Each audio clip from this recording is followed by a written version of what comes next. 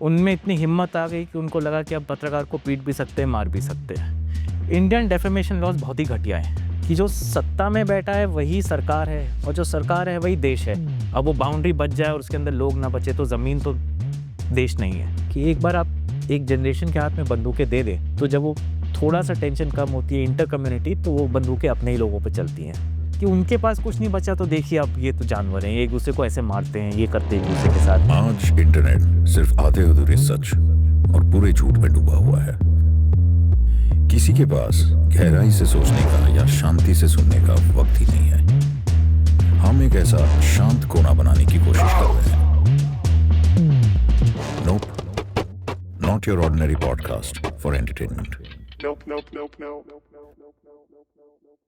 25 साल आपने जर्नलिज्म के साथ बिताए, तो इन्वेस्टिगेटिव जर्नलिज्म का इंडिया में शुरुआत कहाँ से हुई, कहाँ गई एक समय पे, और अब उसका स्कोप क्या लग रहा है आपको? आखिरी वाला पार्ट आसान है, अभी तो स्कोप एकदम ख़त्म हो गया है।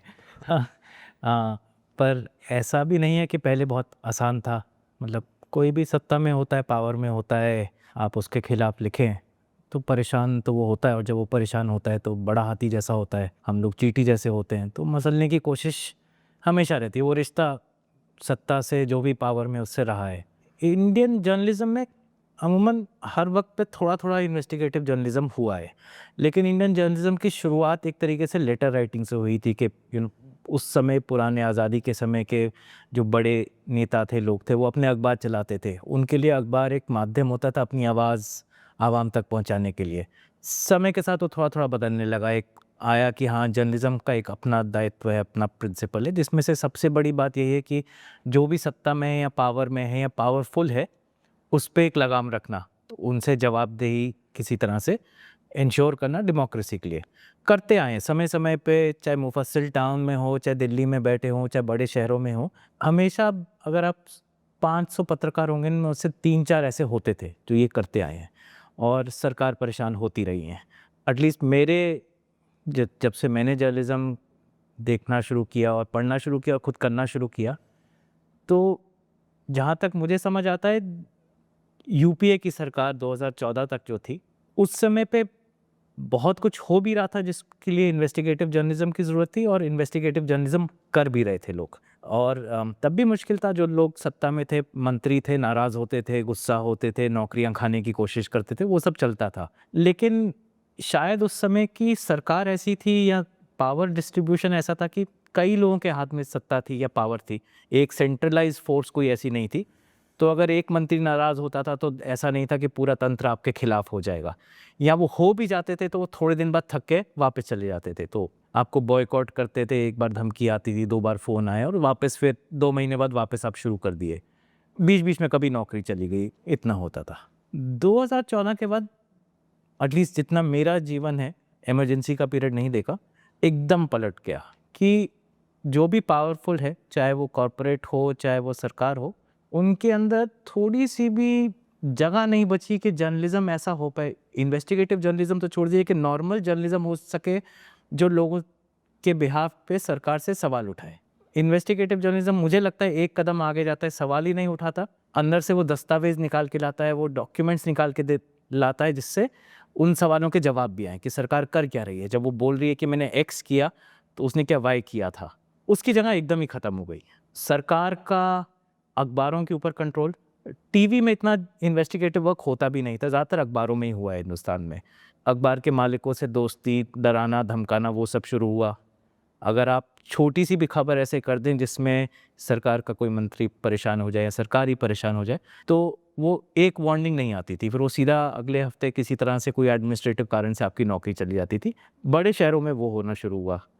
छोटे शहरों में जो अच्छी पत्रकारिता होती थी, उनको, अच्छे पत्रकारों को वैसे भी ज़्यादा खतरा होता था, क्योंकि जिनके खिलाफ लिखा है आप उनके इर्द गिर्द घूम रहे हो, तो वो पहले भी बहुत मुश्किल में रहते थे। फिजिकल थ्रेट उनको ज़्यादा आते थे, हम लोगों को दिल्ली में फिजिकल थ्रेट नहीं आते थे।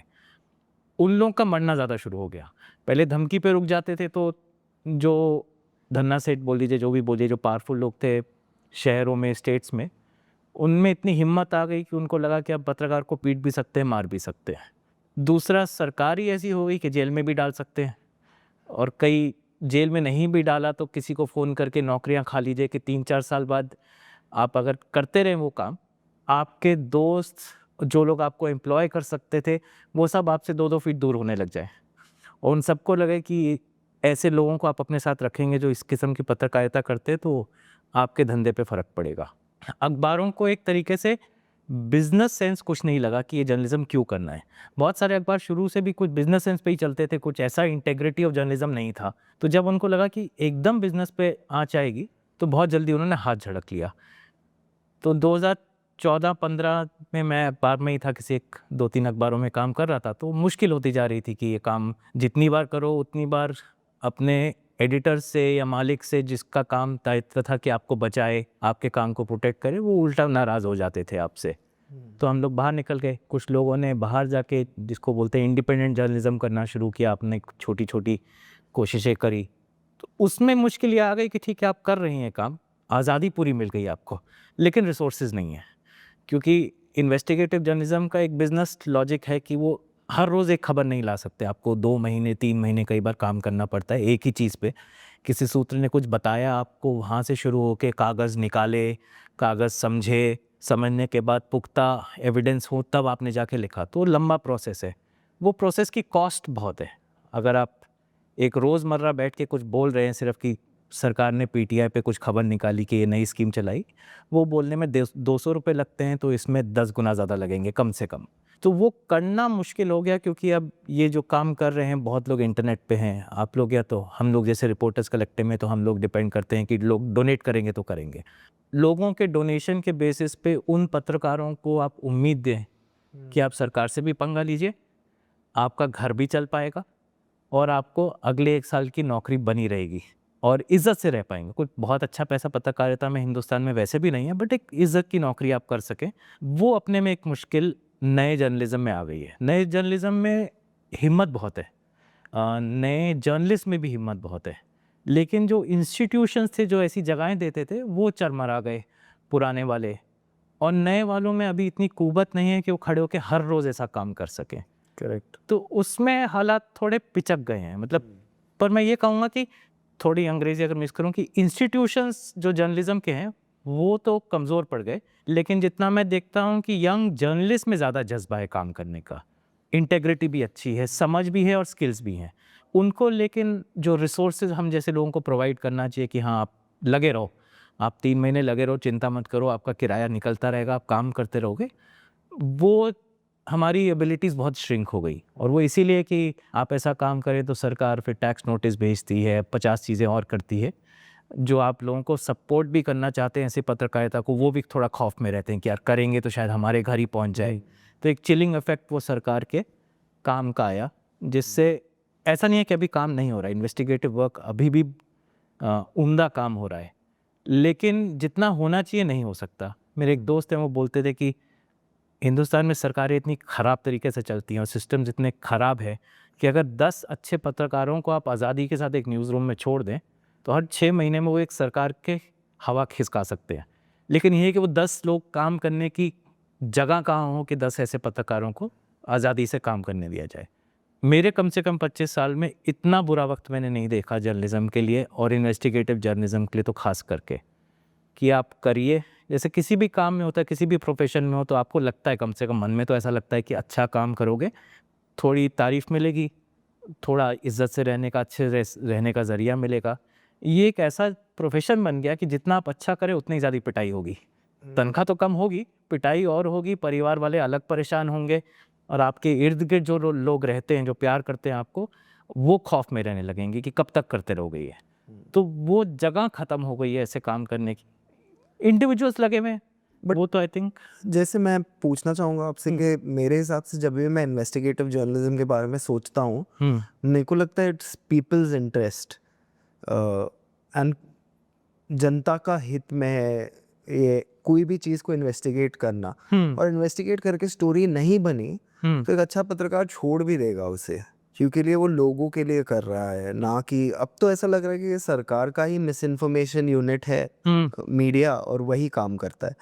पर एक स्टोरी जो आप इन्वेस्टिगेट कर रहे हो, यहाँ पे इन्वेस्टिगेटर स्टोरी का उदाहरण देके अगर बता सके कि क्या टेनेंट्स होते हैं, क्या रिस्पॉन्सिबिलिटी होती है, और आप कैसे उस पे चलेंगे वो पाथ पे जहाँ पे एक आउटकम मिले या ना मिले, बट आपका पाथ एक डेफिनेट है। ये जो आपने बोला एकदम बेसिक एलिमेंट है कि आप इसीलिए कुछ इन्वेस्टिगेट कर रहे हो क्योंकि इसमें कोई पब्लिक इंटरेस्ट है, जनता का कोई इसमें फ़ायदा है कि पता चले ये सच्चाई। और नॉर्मली आप इन्वेस्टिगेट कर रहे हैं कि कम्युनल वायलेंस किसने कराया, तो एक टर्म कि आप उसको देख रहे हैं जो चीज़ें कराता है, उसको नहीं जिस पे असर पड़ रहा है, लेकिन आप उसके बिहाफ पे काम कर रहे हैं। तो सबसे गरीब तबका है आपका, उसी का सबसे ज़्यादा नुकसान होता है करप्शन से, कम्युनल वायलेंस से।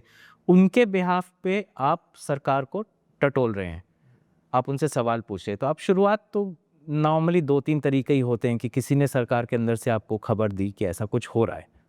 एक सोर्स हो सकता है, वो अलग-अलग कारण से हो सकता है, वो नाराज़ है सरकार से, हो सकता है उसने ना कमाया हो, दूसरे ने कमा लिया हो तो इसलिए नाराज़ है। ऐसा हो सकता है कि शायद उसको लगा कि यार इतना ज़्यादा हो गया, इतना तो ज़्यादा हमें नहीं करना चाहिए देश के साथ, तो इसलिए बोल दिया। अलग-अलग कारणों से कोई आपको खबर देता है, क्योंकि वो किसी के खिलाफ है। लॉजिकल है कि अगर मेरे के खिलाफ किसी ने खबर दी तो एक पत्रकार का काम होगा कि वो पुख्ता हो, एविडेंस हो कहने का कि हाँ ये सच में हुआ है। तो इन्वेस्टिगेटिव जर्नलिज्म का ये बड़ा क्रिटिकल पार्ट भी है और मुश्किल पार्ट भी है कि मैं सिर्फ ये नहीं बोल रहा कि एक्स ने बोला वाई चोर है और वाई ने बोला मैं चोर नहीं हूँ, जो अमूमन पत्रकारिता में हिंदुस्तान में हो जाता है। आपका काम है कि एक्स ने आपको बताया इसने चोरी करी, आप पूरे दस्तावेज प्रूफ लें अपने पास, समझें खुद कि हाँ चोरी करी, ऐसे करी, और बुलंदी से खड़े होकर खुद बोलें कि हाँ मैं मानता हूँ कि चोरी हुई।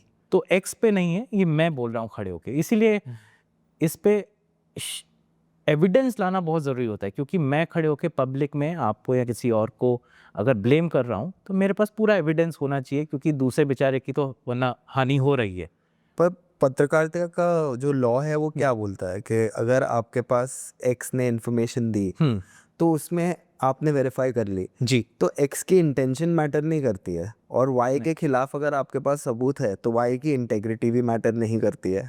बिल्कुल, दोनों चीज़ें नहीं मैटर करती। तो एक तरीके से बहुत आर्टिफिशियल एक आर्टिफैक्ट है जर्नलिज्म, हाँ, कि आपने मुझे खबर दी, आपका अपना इसमें कुछ पक्ष हो सकता है, नॉर्मली होता है, हर आदमी का कोई अपना वेस्टेड इंटरेस्ट होता है, वो चाहे उस दिन पे हो कि मैं भला करना चाह रहा हूँ, उस दिन पे हो कि मेरा भला नहीं हुआ तो मैं कागज़ दे देता हूँ, या ऐसा भी हमारे साथ हुआ है कि एक मंत्री दूसरे मंत्री से नाराज़ है, एक बिजनेस वाला दूसरे बिजनेस वाले से नाराज़ है, तो उसने खबर दे दी। एज पत्रकार आपका काम है कि जो इन्फॉर्मेशन है आपके पास कंप्लीट नहीं है, होनी चाहिए। ये नहीं है कि आपको आधी अधूरी खबर मिली और आपका उल्लू बना दिया गया।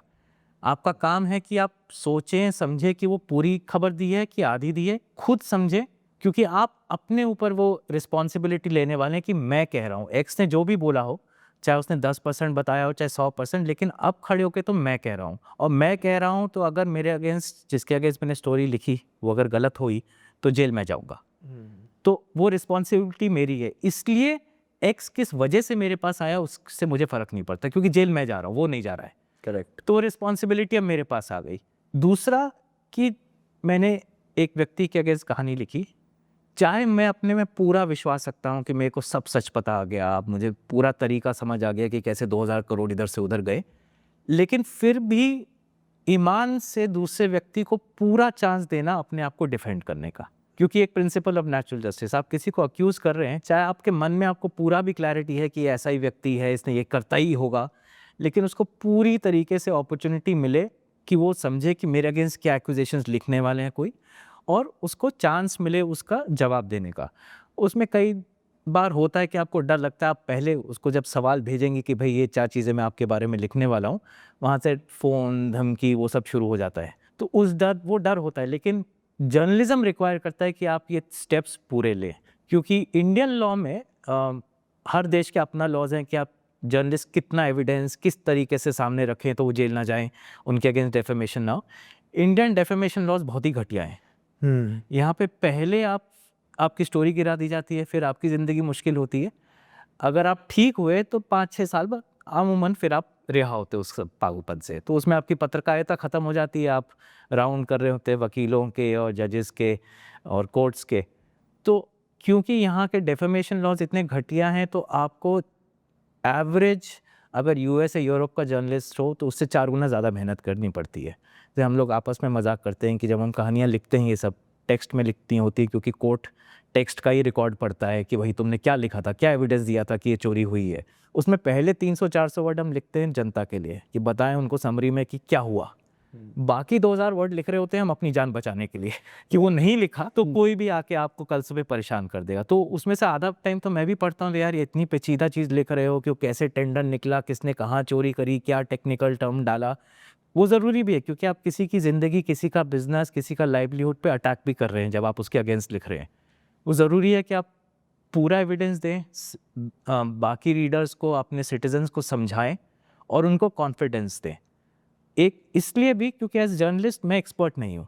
मैं किसी चीज़ को पढ़ना शुरू करता हूँ, मुझे 3 महीने, 6 महीने, 2 महीने वो सब्जेक्ट में मैं समझता हूँ। जैसे अगर कोल का स्कैम कर रहे हैं, दाल का स्कैम हुआ हमने देखा, तो 2 महीने तो मैंने पढ़ा। मैं एक्सपर्ट नहीं हूँ, तो मुझे अपने रीडर को वो कॉन्फिडेंस देना है कि जितना वक्त मुझे मिला आप मुझे ट्रस्ट कर सकते हैं। तो ये एक तरीके से एक परफॉर्मेंस भी होती है, इसमें ज़रूरी है अपने रीडर को आपको कॉन्फिडेंस देना कि जो लिख रहा है, एक ये ना इसका आदमी है ना उसका आदमी है, ना इस चीज़ में विश्वास रखता है ना उस चीज़ में, सिर्फ वो गड़बड़ ढूंढ रहा है। दूसरा कि वो अपनी जो भी सब्जेक्ट पे लिख रहा है थोड़ी समझ रखता है। तो दी होप इज़, मतलब हम लोग कई बार मजाक में ही बोलते हैं कि आप बंदर तो हैं एक तरीके से पत्रकार भी, कि एक से दूसरे सब्जेक्ट पे कूद रहे हैं, पर किसी पर्टिकुलर आदमी के बंदर नहीं है, आप आज़ाद बंदर हैं। हाँ, ये रीडर की और सिटीजन की आपसे मिनिमम एक्सपेक्टेशन है कि आप किसी के नहीं हैं। और अमूमन अच्छे पत्रकार हैं तो 20-25 साल में सब लोग नाराज़ हो चुके होंगे आपसे, तो आपके कई रिश्ते ख़राब हो चुके होंगे across spectrums of people in power. But जैसे आप कह रहे हैं कि आप एक आज़ाद प्राणी है जो एक स्टोरी से दूसरी स्टोरी आप जा सकते हैं, उसमें आपके मतलब एडिटर से झगड़े होंगे, बिजनेस हाउस से झगड़ा होगा, कोई बंदा से झगड़ा होगा। बट आप अगर थोड़ा विस्तार में बताएं कि पब्लिक इंटरेस्ट क्या है? सिर्फ पब्लिक इंटरेस्ट है, Yeah. वरना वो कहानी करने लायक नहीं है। Yeah. क्यों? क्योंकि मान लीजिए हमने कुछ स्टोरी जैसे करी, मैं एक स्टोरी जो हम लोगों ने कई साल तक फॉलो करते रहे। अगर आपको याद हो यूपीए सरकार के टाइम बहुत हल्ला हुआ था कि कोल स्कैम हो गया, सरकार ने कोल के खजान मुफ्त के बराबर बांट दिए लोगों को बिना सोचे। तो फिर सुप्रीम कोर्ट ने वो कैंसिल कर दिए, सारे कोल ब्लॉक वापस ले लिए गए कि सरकार वापस ले, ये प्राइवेट एंटिटीज़ को नहीं देंगे। तो उस टाइम पे मोदी जी फिर सरकार में आए, अमूमन उसी समय पे सरकार में आए, और मोदी जी ने और उनके मंत्री पीयूष गोयल थे आई थिंक उस टाइम, उन्हें बहुत ज़ोर से अनाउंस किया कि अब एकदम साफ तौर पे हम बांटेंगे, आवंटन होगा, ऑक्शन के थ्रू देंगे, और कुछ अमाउंट ऐसे बोला कि 3 लाख करोड़ अब सरकार को मिलेगा, जबकि यूपीए सरकार ऐसी थी वैसी थी। तो हम उसको खोदना शुरू किया कि सच में हुआ, क्योंकि इतना बड़ा हल्ला हो चुका था, उस पर सरकार गिर चुकी थी। हमने कहा सच में ऐसा हुआ? तो हमने देखा कि 2015-16 से शुरू किया हमने देखना, तो देखा कि जो चीज़ें सुप्रीम कोर्ट ने उस समय पे बोला था कि इलीगल है, कि भाई ऐसा नहीं है कि अपने दोस्त कोई आया, वो चाहे पहले चूरन बेचता, उसको अचानक आपने कोयले की खदान दे दी और उस पर बैठ के उसने करोड़ों कमा लिए, ये नहीं होना चाहिए। ट्रांसपेरेंसी के साथ होना चाहिए कि किसको दे रहे हैं, कितने पैसे पे दे रहे हैं। और सर उस टाइम सुप्रीम कोर्ट ने बोला था कि ये ऐसा कोई रूल ही नहीं था कि आप ऐसे दे सकते हो, तो ये गलत हुआ है सारा। तो 200 ब्लॉक थे, हज़ारों करोड़ के, जो वापस आ गए थे। तो जब मोदी सरकार आई तो उन्होंने कमाल का काम किया। इन्होंने कहा कि हाँ, पहले सिर्फ लॉ नहीं था जो हमें अलाउ करता था किसी को भी बांटना, मैं अब एक लॉ बना देता हूँ जिसमें मैं अपने लॉ में अपने लिए पूरी आज़ादी रखता हूँ कि जिसको जैसे देना चाहूँ दे दूंगा। तो इसको मतलब बहुत लोग बोलते हैं क्रोनी कैपिटलिज्म, कि आप रूल तोड़ नहीं रहे हैं, आप रूल बना ऐसे रहे हैं कि अपने दोस्तों का मुनाफा करा सके। तो हम 3 साल तक ये ट्रैक करते रहे कि ऊपर से कहने को एक नया इंडिपेंडेंट अथॉरिटी थी जो ये कर रही थी, सारे कोल ब्लॉक्स फिर से दे रही थी प्राइवेट सेक्टर को। इसमें सरकार ने बोला हम तो दूर बैठे हुए हैं, चिंता मत करिए, हमारा इसमें कोई हाथ नहीं है, वो इंडिपेंडेंटली डिसाइड करते हैं किसको देना है। पर जब वो बंटने शुरू हुए तो कुछ तो उन्हीं के पास चले गए जिनके पास पहले थे, कुछ अडानी ग्रुप को बहुत ज़्यादा जाने लग गए, और रूल्स बदलते चले गए जैसे कन्वीनियंट हो। तो कहने को सब कुछ लीगल हो रहा था, ऑक्शन हुआ तो ऑक्शन में रिगिंग हो रही है, कहने को ऑक्शन है, लेकिन ऑक्शन ऐसे हो रहा है कि 2-3 लोगों ने मिलके ऑक्शन के प्राइस सेट कर दी तो सस्ते में मिल गया। वो हाई कोर्ट में भी गया, पहले सीएजी की रिपोर्ट आती थी, वो सीएजी ने रिपोर्ट करना बंद कर दिया। जब एक बार रिपोर्ट भी किया तो उन्होंने नाम बताने बंद कर दिए कि किसको गया। तो हम लोगों ने वो रिपोर्ट निकाली कि एक्चुअली ये ब्लॉक किसी को गए, तो देखा कि वो कुछ दोस्तों को ही गए पार्टी के। अलग अलग स्तर पे आप देखें, अलग अलग रिसोर्सेस ये सब हमारी तो रिसोर्सेज थे। सरकार हमारी सर्वेंट थी। सरकार को जब हम इलेक्ट करते हैं, सरकार का काम होता है कि हमारे रिसोर्सेज को हमारे लिए अच्छे से बांटे या इससे और मुनाफा कमाए हमारे लिए। तो एक तरीके से हमारे सर्वेंट, पब्लिक सर्वेंट इसीलिए बोलते हैं, मोदी जी भी बोलते हैं कि मैं प्रधान सेवक हूँ। तो उनका काम हमारा पैसा हमारे लिए अच्छा खर्च करना है। लेकिन सत्ता में आते ही वो खर्चा हमारे पैसे का हो रहा होता है अपने मुनाफे के लिए या अपनी पॉलिटिक्स के लिए। पर वो पैसा तो मेरा था। अगर आप कोयले में किसी को कोयला मुफ्त में देते हैं तो मेरा पैसा गया, रिसोर्सेज वही मेरे पे खर्च हो सकते थे। अगर आपने कोविड के दौरान जो हमने देखा, बोला गया कि गरीबों को दाल बांटते हैं, मुश्किल बहुत हो रही है, सब लोग घर में बैठे हैं, खाना नहीं है, तो 4,000 करोड़ की दाल बांटी गई। तो बोला कि दाल यार अब लोग घर में बैठे हैं, मुश्किल होगी, तो इनको मिल करके साफ करके दाल दी जाती है जिससे लोग फटाफट पका सके, उनको कुछ करना ना पड़े।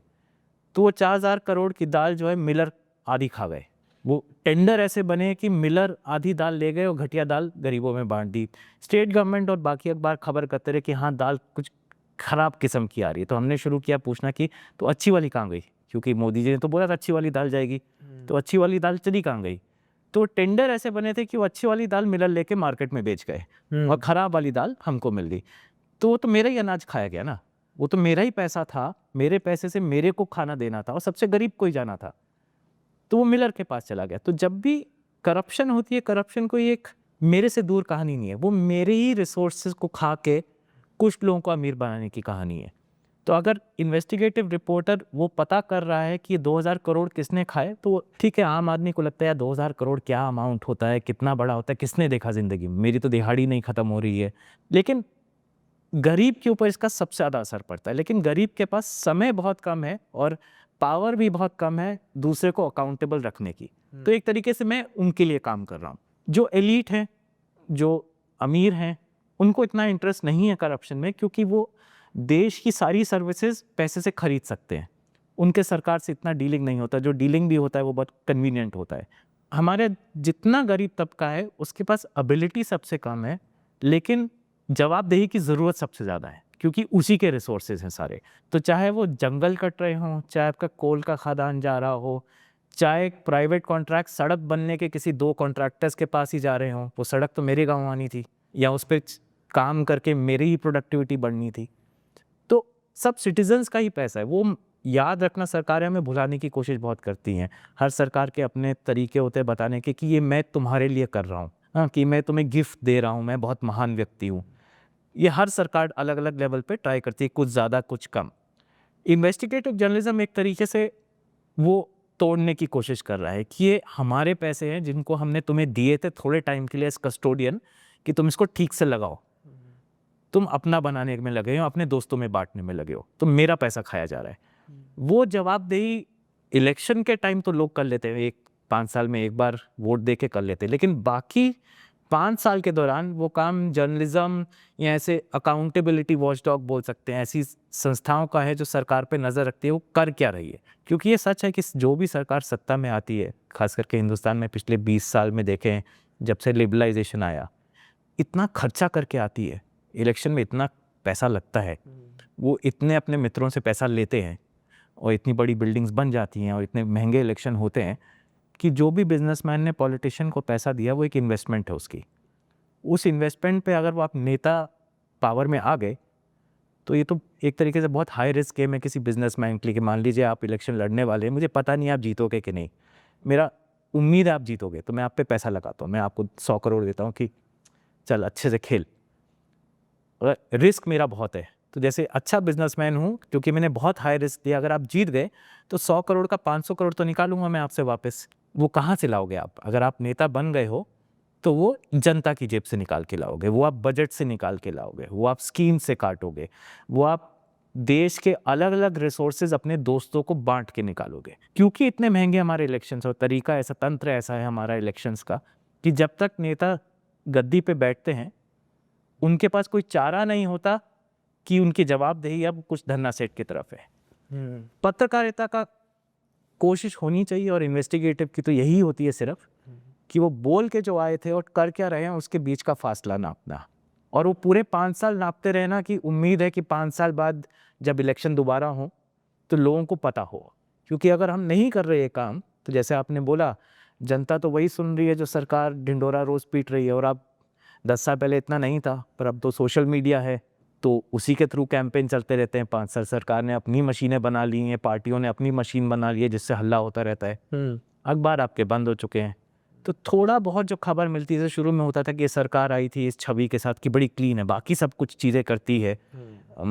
उनका एक पॉलिटिक्स है जो मुसलमान लोगों को कम दिखाता है, या उनकी सिटीजनशिप को छीनने की कोशिश करता है, या कम करने की कोशिश करता है। सिर्फ ऐसी एक इम्प्रेशन था। बट ऐसा था कि बाकी सब तो ठीक है। एक मिडिल क्लास में था कि नहीं बाकी तो बड़े शरीफ आदमी है, चोरी चकारी नहीं करते हैं, तो चल जाएगा। चलिए, थोड़े सिटीजन्स को ऐसा कर भी रहे हैं तो अच्छी बात है। एक मिडिल क्लास में कुछ में धारणा थी है। लेकिन अगर आप देखें, सरकारें तो वैसी ही चलती है। अगर आप 50,000 करोड़ खर्च के वापस सत्ता में आएंगे, तो जिनसे आपने वो पैसे लिए थे उनको 3 लाख करोड़ तो आप वापस दोगे, तो सरकार वहीं पहुंच जाएगी।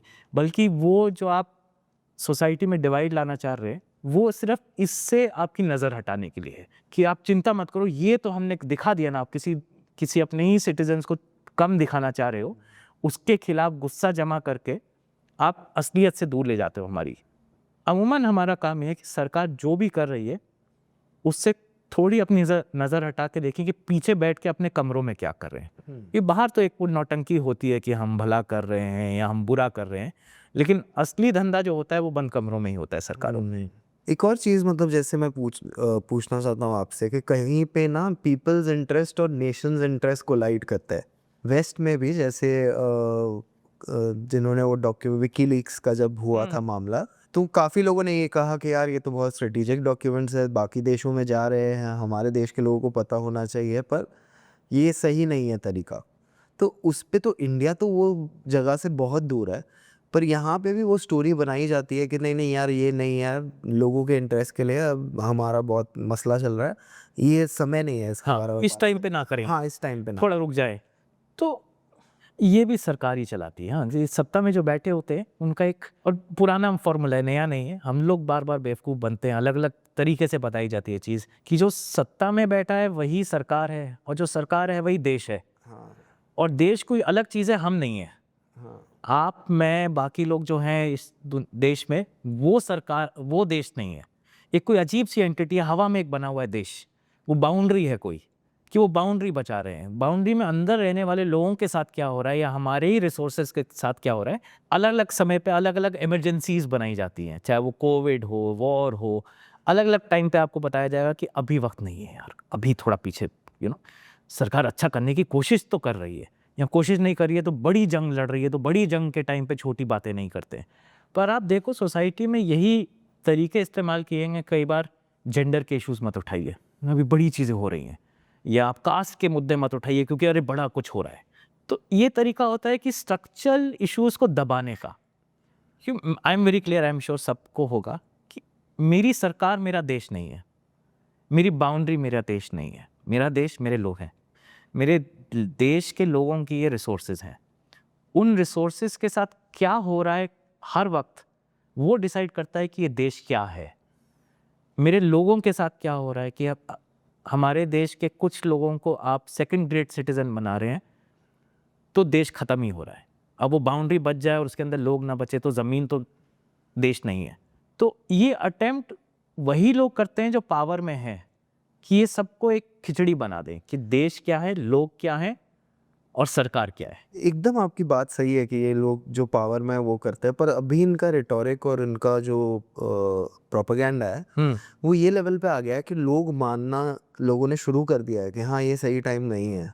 लाइक लोग बोलने लगे हैं जो वैसे नहीं बोलते थे, ठीक ठाक ही रहते थे। मतलब यही लोग जो कांग्रेस को घूसखोर बुला रहे थे और वो 2 पे 0 लगा रहे थे, वो बोल रहे थे नहीं नहीं, पर जो भी हो रहा है हिंदू हित में हो रहा है, जो भी हो रहा है हमारे देश की सुरक्षा के लिए हो रहा है। और इस पे मैं भी बोलता हूँ लोगों को कि यार अब पहली बार तो ऐसी पार्टी आई है पावर में जो खुल के बोल रही है कि हम हिंदू हित में काम करेंगे, और एक मुसलमान MP नहीं है। हाँ, उनके पास ये सही हो गया। ये 10-11 साल से पावर में है, और यही मॉडल में चल रहा है कि हिंदू खतरे में है, हमें वोट दो। अरे आपको वोट दिया क्यों के लिए खतरे में था?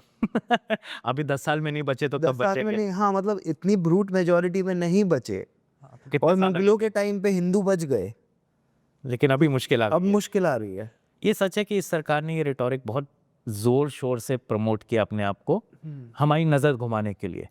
लेकिन आप थोड़ा पीछे जाएं, यही जो अंग्रेजी में सॉरी हिंदी में मुझे शब्द सही नहीं पता कि अदराइजेशन बोलते कि दूसरे को नीचा दिखाना या दूसरे की ज़िंदगी ख़राब हो जाए लेकिन मेरी तो बाकी ज़्यादातर की तो ठीक चल रही है।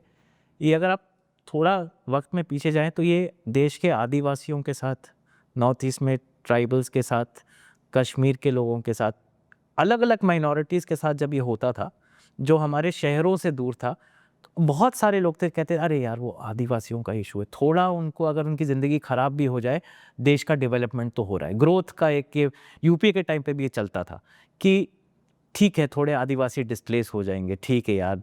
ये मॉडल वहीं से शुरू हुआ। तब अगर आप देखें देश में आफ्सपा लगाया गया, यूएपी लगाया, ये पिछली सरकार में लगा था, ये इनकी उपज नहीं है। पिछली सरकार में भी यही आर्ग्यूमेंट के साथ लगाया था कि कुछ लोगों के साथ अगर हम ऐसा करेंगे तो देश तरक्की कर सकेगा। सर्टन लोगों को अगर हम डिस्प्लेस करेंगे, उनकी ज़मीनें उनसे ज़बरदस्ती ले लेंगे, उनके रिसोर्सेज हम ले लेंगे तो बाकी देश तरक्की कर सकेगा। तो वो जो ग्रोथ के हमने लॉजिक बनाया था वो अब काटने को और लोगों को भी आना शुरू हुआ। अब ऐसा नहीं है कि यूएपीए गाँव में और आदिवासी इलाकों में ही लगता है, वो शहरों में भी लगना शुरू हो गया है ना। अब तो दिल्ली भी पहुंच जाता है, वो बड़े बड़े मेट्रोपॉलिटन में भी पहुंच जाता है। आफ्सपा का जो लॉजिक था कि पुलिस के पास पूरी आज़ादी हो या आर्मी के पास पूरी आज़ादी हो, को किसी को भी मार सकते हैं, शक ना किया जाए उनकी सोच पे, वो कोर्ट्स भी मानने लग गए हल्के हल्के कि भाई पहले किसी का घर गिरा दो बुलडोज़र से, फिर देखा जाएगा उसने कुछ किया था कि नहीं किया था। तो ये जब आप जानवर छोड़ते हैं कि आपको लगता है कि देश के कोनों में सिर्फ जानवर जाके लोगों की ज़िंदगी आप पुरेतेंगे, ये वापस आके काटते ज़रूर हैं। तो कुछ जानवर हमने तब छोड़े थे जो काटने अब वापस आने लगे, और ये जो विश्वास करते हैं कि ठीक है सिर्फ मुसलमान के साथ तो हो रहा है यार, बाकी हम लोग बच जाएंगे। जो सत्ता में बैठा है वो सत्ता में बैठने के लिए अगर उसने मुसलमान के ऊपर किया है तो ये बाकी किसी के ऊपर भी आ सकता है। वो वक्त की बात है, हो सकता है मेरी ज़िंदगी में ना हो सकता है अगले 10 साल में ना हो, पर ये लॉजिक है कि इंस्टीट्यूशन जब आपके देश के चरमरा जाते हैं, जो चेक रखते हैं, कंट्रोल रखते हैं सत्ता पे बैठने वाले लोगों पे, एक बार वो चरमरा गए तो वो चीज़ें आपको काटने आएंगी ही आएंगी। मतलब मैं तो अपने ही जर्नलिज्म का ही सिर्फ एग्जांपल दूं, हमें लगता था कि शायद मुफस्सल टाउन में, छोटे शहरों में, गाँव में ही जो पत्रकार होते हैं जब वो बहुत हिम्मत दिखा देते हैं वो बेचारे मारे जाते हैं, उनके साथ बहुत मुश्किल होती है। जिन जर्नलिस्ट का रिश्ते नहीं थे वहाँ पे, मेरा परिवार अरुणाचल से है, मेरी बहन को 2012 में गोली लगी थी ऐसी काम करने के लिए, वो भी पत्रकार है। दिल्ली में बैठे लोगों को लगता है अरे यार वो वहाँ पे हो रहा है ना, वो जगह ऐसी है। आज का आप हाल देखें, दिल्ली में बैठा पत्रकार भी उतना ही जान सुखा के बैठा हुआ है कि यार पता नहीं मेरे साथ क्या हो जाए। तो ये जब आप डेमोक्रेसी के इंस्टीट्यूशंस, चेक्स एंड बैलेंसेस तोड़ने लग जाए, चाहे वो कम्युनल इश्यूज पे हो, चाहे वो बेसिक रेगुलेटरी फ्रेमवर्क पे हो कि कौन सरकार से जवाबदेही लेगा, अगर वो सिस्टम बंद हो जाए, कोर्ट ढीले पड़ जाएं, आपके रेगुलेटरी ऑर्गेनाइजेशंस, इलेक्शन कमीशन, ये सब अगर टूट जाएं, आज आपको लग रहा है कि मेरे साथ नहीं हो रहा, ये हिस्ट्री में हर जगह है कि फाइनली आपके साथ भी होता ही होता है। तो आज होंगे कुछ हिंदू जिनको लगता है कि यार उनके साथ हो रहा है ना, सही है, बाकी तो देश आगे बढ़ रहा है। देश आगे बढ़ नहीं सकता जब आप एक दूसरे की आग पे, चिता पे चल के आगे बढ़ रहे हैं। हो ही नहीं सकता कि आप तक वो आग की लपटें नहीं आएंगी। एक और चीज़ इसमें, जैसे विकीलीक्स की मैंने पूछा आपसे बात, पर क्या पत्रकारिता का कोई लाइन है जो कहता है कि नहीं नहीं यार इसी से आगे नहीं किया जाए? प्रिंसिपल्स में नहीं है। प्रिंसिपल्स में है कि truth must be told at all cost. But जैसे ऑल प्रिंसिपल्स, हर किस्म का जो प्रिंसिपल्स हैं वो एक तरीके से आइडियल है। मैं ऐसा नहीं मानता कि हम सब या हम में से कोई भी आइडियल अचीव कर चुका है, लेकिन आप किस मापदंड से तोलेंगे अपने पत्रकारिता को या अपने जीवन को एज अ जर्नलिस्ट, तो मैं कहूँगा कि मापदंड तो वही है कि at all cost the truth must be told. क्योंकि आप कौन जज होते हैं बताने का कि देश का भला क्या है। मैं एज पत्रकार, मतलब मैं तो जैसे बोल रहा था, हमें तो कोई एक्सपर्टीज़ भी नहीं है, मैं तो हर 3 महीने अलग अलग बंदर की तरह अलग अलग सब्जेक्ट पे कूद रहा हूँ। मैं किस तरीके से अपने ऊपर ले लूँ कि मैं जानता हूँ देश का भला क्या होने वाला है, और मुझे सरकार ने एकदम सही तरीके से बता दिया है कि ये ना लिखने में देश का भला है। हो सकता है जैसे हिंदुस्तान जैसे देश में, जो कि रिलेटिवली बहुत यंग है, हमारे यहाँ देश बना ही बहुत फ्रिक्शन के साथ है, बहुत अलग अलग किस्म के समुदायों को साथ लाया गया, कुछ ज़बरदस्ती, कुछ मोड़ तोड़ के, कुछ जोड़ के, कुछ कन्विंस करके, तो एक नेगोशिएशन के साथ हम लोग साथ आए। उस नेगोशिएशन के कॉन्सिक्वेंसेस अभी भी आपको दिखते हैं अलग अलग हिस्सों में देश के, जहाँ लोग की उम्मीदें होती हैं कि हमें ऑटोनॉमी मिले, हम कुछ अलग हो जाएं। अगर इसमें देश कैसे साथ रहता है इसकी कहानियाँ मैं ना बताऊं तो देश आगे बढ़ेगा कैसे? देश को अगर आप चाहते भी, आपका नेशनलिज्म का एक विजन भी है कि हाँ इंडिया ऐसा होना चाहिए, the only way to keep it together is by telling truth to each other. आप एक दूसरे को सच बताएं कि हाँ पीछे कुछ गलत हुआ या इस वक्त कुछ गलत हो रहा है, ये नहीं होगा तो हम साथ ज़्यादा रह सकेंगे। आई हैव नॉट सीन ऐसी कोई सोसाइटी जो झूठ बोल के साथ रह सकी हो।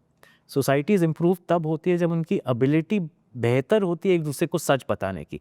मैं आपको किसी चीज़ पे, दोस्तियों में भी ऐसे ही होता है अमूमन, आपके मेरे बीच भी दोस्ती तभी गहरी होगी जब वो वक्त आए कि आप सामने बैठ के बोले यार ये चीज़ तू बहुत फालतू की करता है ना, और फिर भी हमारी दोस्ती पूरी हो कि आपने मेरे को अच्छी तरह परखा भी, मेरे में कमियां भी मिल गई हैं आपको क्योंकि हैं, और हम दोनों की दोस्ती इतनी गहरी है कि आप हम एक दूसरे को वो भी बताएं और साथ बैठ के फिर अच्छे गाने भी गा सकें।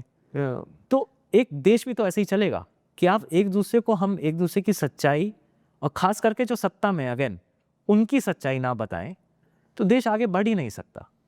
जैसे मैं भी थोड़ा इवॉल्व किया अपनी लाइफ में अपनी सोच के साथ। सो बेसिकली जब पुलवामा अटैक हुआ तो तब कैरावान ने एक आर्टिकल किया था जहाँ पे उन्होंने सबकी आइडेंटिटी बताई थी जो अटैक में जो शहीद हुए हमारे फौज के सोल्जर्स। तो तब मुझे लगा यार क्या मतलब एक क्यों करने की ज़रूरत है, अभी आप क्यों बता रहे हैं इनका सोशल समीकरण क्या है। पर 2-3 साल लगा मुझे समझने में कि ये समीकरण था इसीलिए वो एयरलिफ्ट नहीं किए गए, ये समीकरण था इसीलिए वो रास्ते पे वल्नरेबल थे। अब मैं समझ सकता हूँ ये पत्रकारिता हो, इसकी बहुत ज़रूरत है लोगों को समझाने में क्योंकि मैं खुद समझाऊँ इससे। पर एट द सेम टाइम अगर एक प्लेन हाईजैक होता है जिसमें हमारे डिफेंस मिनिस्टर की डॉटर है या वाइफ है या सन इन लॉ है, तो वो क्या वो इन्फॉर्मेशन बाहर जानी चाहिए जब हाईजैकर्स को भी नहीं पता? और बेस प्रिंसिपल पे जाएं तो इतना मुश्किल नहीं है चीज़ें करना, इवन जब आप रोज़ कर रहे हो। मतलब वो लाइंस टेस्ट होती हैं काम करते करते, से हर प्रोफेशन में होता है, करने में ही समझ आता है कि प्रिंसिपल कहाँ है और आप कितना दूर हैं उससे। करेक्ट। कि किसी की ज़िंदगी और ख़तरे में पड़ती है तो शायद आपको रुकना चाहिए। मैं तो रुक जाऊँगा। करेक्ट। हो सकता है दूसरा ऐसा ना सोचे, बट उस वक्त पे ये तो बहुत बेसिक प्रिंसिपल है लाइफ का कि आप कुछ ऐसा ना करें कि जिससे किसी की ज़िंदगी खतरे में पड़े, या कुछ ऐसा ना करें जिसमें आपको विश्वास नहीं है कि उसका कुछ नुकसान होने वाला है, पर आपके पास अगेन वापस जाएं कि पुख्ता एविडेंस नहीं है कि इसने कुछ गलत किया था, तो रुक जाएं। वो स्टोरी ना करें जब तक आप पक्का नहीं है।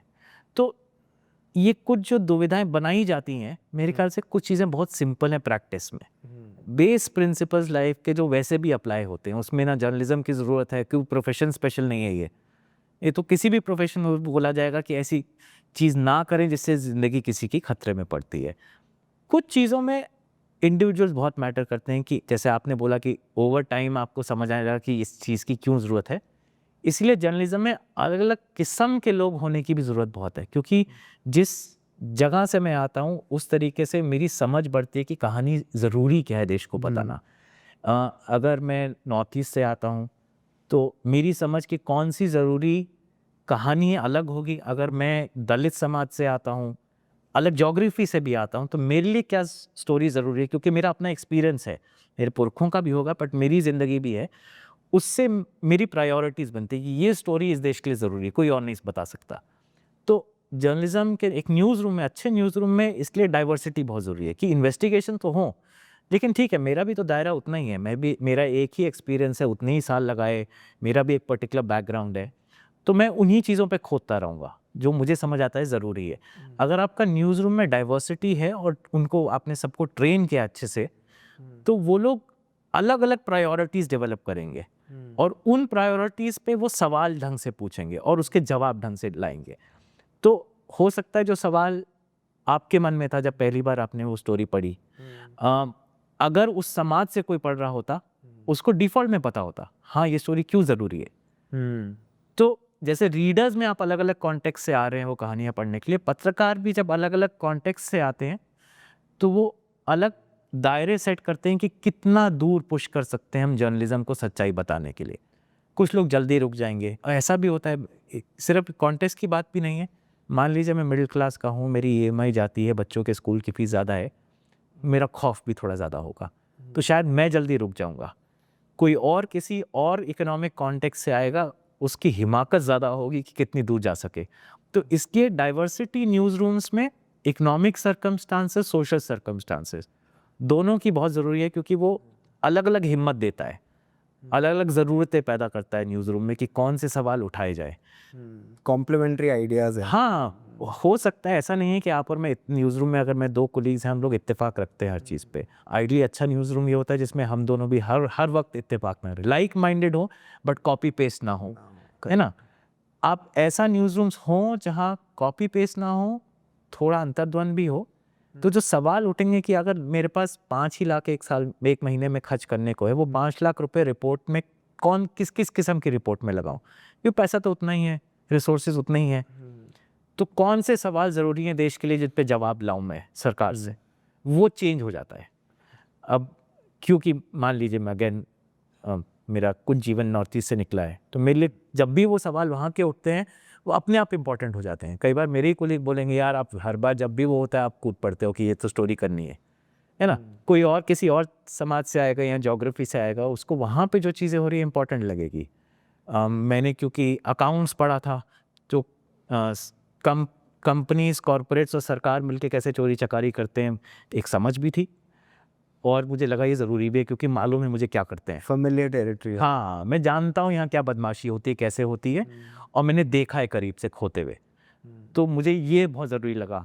हो सकता है अगर कोई मुस्लिम व्यक्ति हो, उसे लगे कि हाँ ये भी ज़रूरी है, लेकिन जो मेरे समाज के साथ हो रहा है शायद इस वक्त पे मुझे खड़े होके इसको अच्छे से टटोलना चाहिए।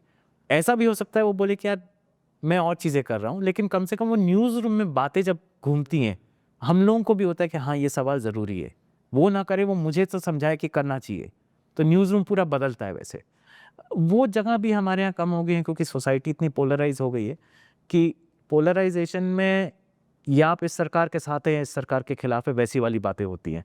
क्या सुबह उठ के मोदी जी को हम कुछ कह सकते हैं ऐसा कि या एक साइड या दूसरा पक्ष हमारे साथ आ जाए? लेकिन ये सवाल जवाब करना, मुझे हमेशा लगता है कि पोलराइजेशन जो हमारे वक्त का है, इसका लॉन्ग टर्म कॉन्सिक्वेंस है कि हम सब में एक क्रिटिकल थिंकिंग अपने लिए और सवाल उठाने का प्रयास है, उसकी जगह एकदम निचोड़ के रख दी है। वो जगह जब ख़त्म होती है तो हम ओवर टाइम जर्नलिज्म में जो हो ही रहा है, सरकार कैसे चोरी करती है और क्या करती है वो समझने की एबिलिटीज़ हमारी कम होती जाती है। हम लोग पढ़ाते हैं जब जर्नलिज्म, तो बोलते हैं कोई भी मंत्री फाइल में तो नहीं लिखता कि मैं चोरी करने वाला हूँ, वो तो सही से कागज़ बनाते हैं कि ये इतना देश का भला होगा, ये होगा, वो होगा। हमारी एबिलिटी कि वो फाइल मिले, उस फाइल में जो भी उसने लिखा हो उसके बीच में समझ के बताएं कि एक्चुअली क्या किया। इसके लिए थोड़ा क्रिटिकल थिंकिंग, एक एबिलिटी और एक कुछ स्किल्स चाहिए।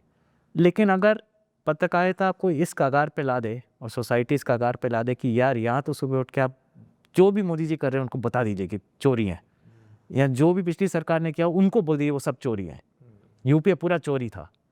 अगर आप वहीं पे आ जाएं, और लोग भी इस पे ताली बजा देते हैं ज़्यादा, सोशल मीडिया वो है भी एक ऐसा एल्गोरिदम है, तो आप वहाँ बैठ जाएं तो ओवर टाइम पूरी सोसाइटी की एबिलिटी सरकार पे क्वेश्चन लगाने की और उससे जवाबदेही लाने की करोड़ हो रही है।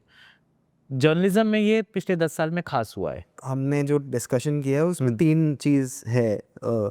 समझिए अगर वो हो जाए, एक तो एक पत्रकार सिक्योर हो, उसकी सिक्योरिटी की कोई इशू ना हो, उसे सही रिसोर्स मिले जो लगते हैं एक स्टोरी करने के लिए, और तीसरा उसका डिस्ट्रीब्यूशन हो, चाहे वो स्टोरी इतने लोगों तक तो पहुँचे जो आगे पहुँचा सके। अगर ये 3 चीज़ आपके पास हो आज के भारत में, तो क्या इन्वेस्टिगेट करना चाहेंगे आप?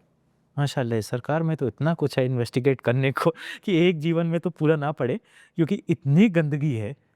इस सरकार की एक खासियत है, this is what I would want to investigate too, आपको जवाब देने की कोशिश करूँ तो, कि जैसे मैं बोला था सारी सरकारें करप्ट रही हैं अलग अलग लेवल पे, स्केल पे। इस सरकार की एक खासियत है कि यहाँ की करप्शन बहुत सेंट्रलाइज्ड है।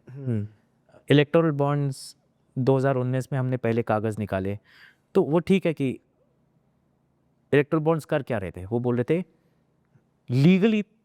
लीगल तौर पे आप चुपचाप कोई भी धन्ना सेठ मुझे मेरी जेब में पैसा डाल सकता है।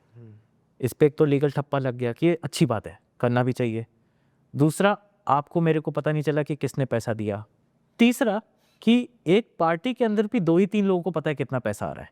शायद कांग्रेस में नहीं था, कांग्रेस में था कि अलग अलग लोग पावरफुल थे, एक तरीके से फ्यूडलिज्म था कि सब लोग थोड़ा थोड़ा पैसा कमा रहे थे। तो पावर सेंट्रलाइज हुई, रिसोर्सेज पार्टी के अंदर भी सेंट्रलाइज हुए, करप्शन सेंट्रलाइज हुई।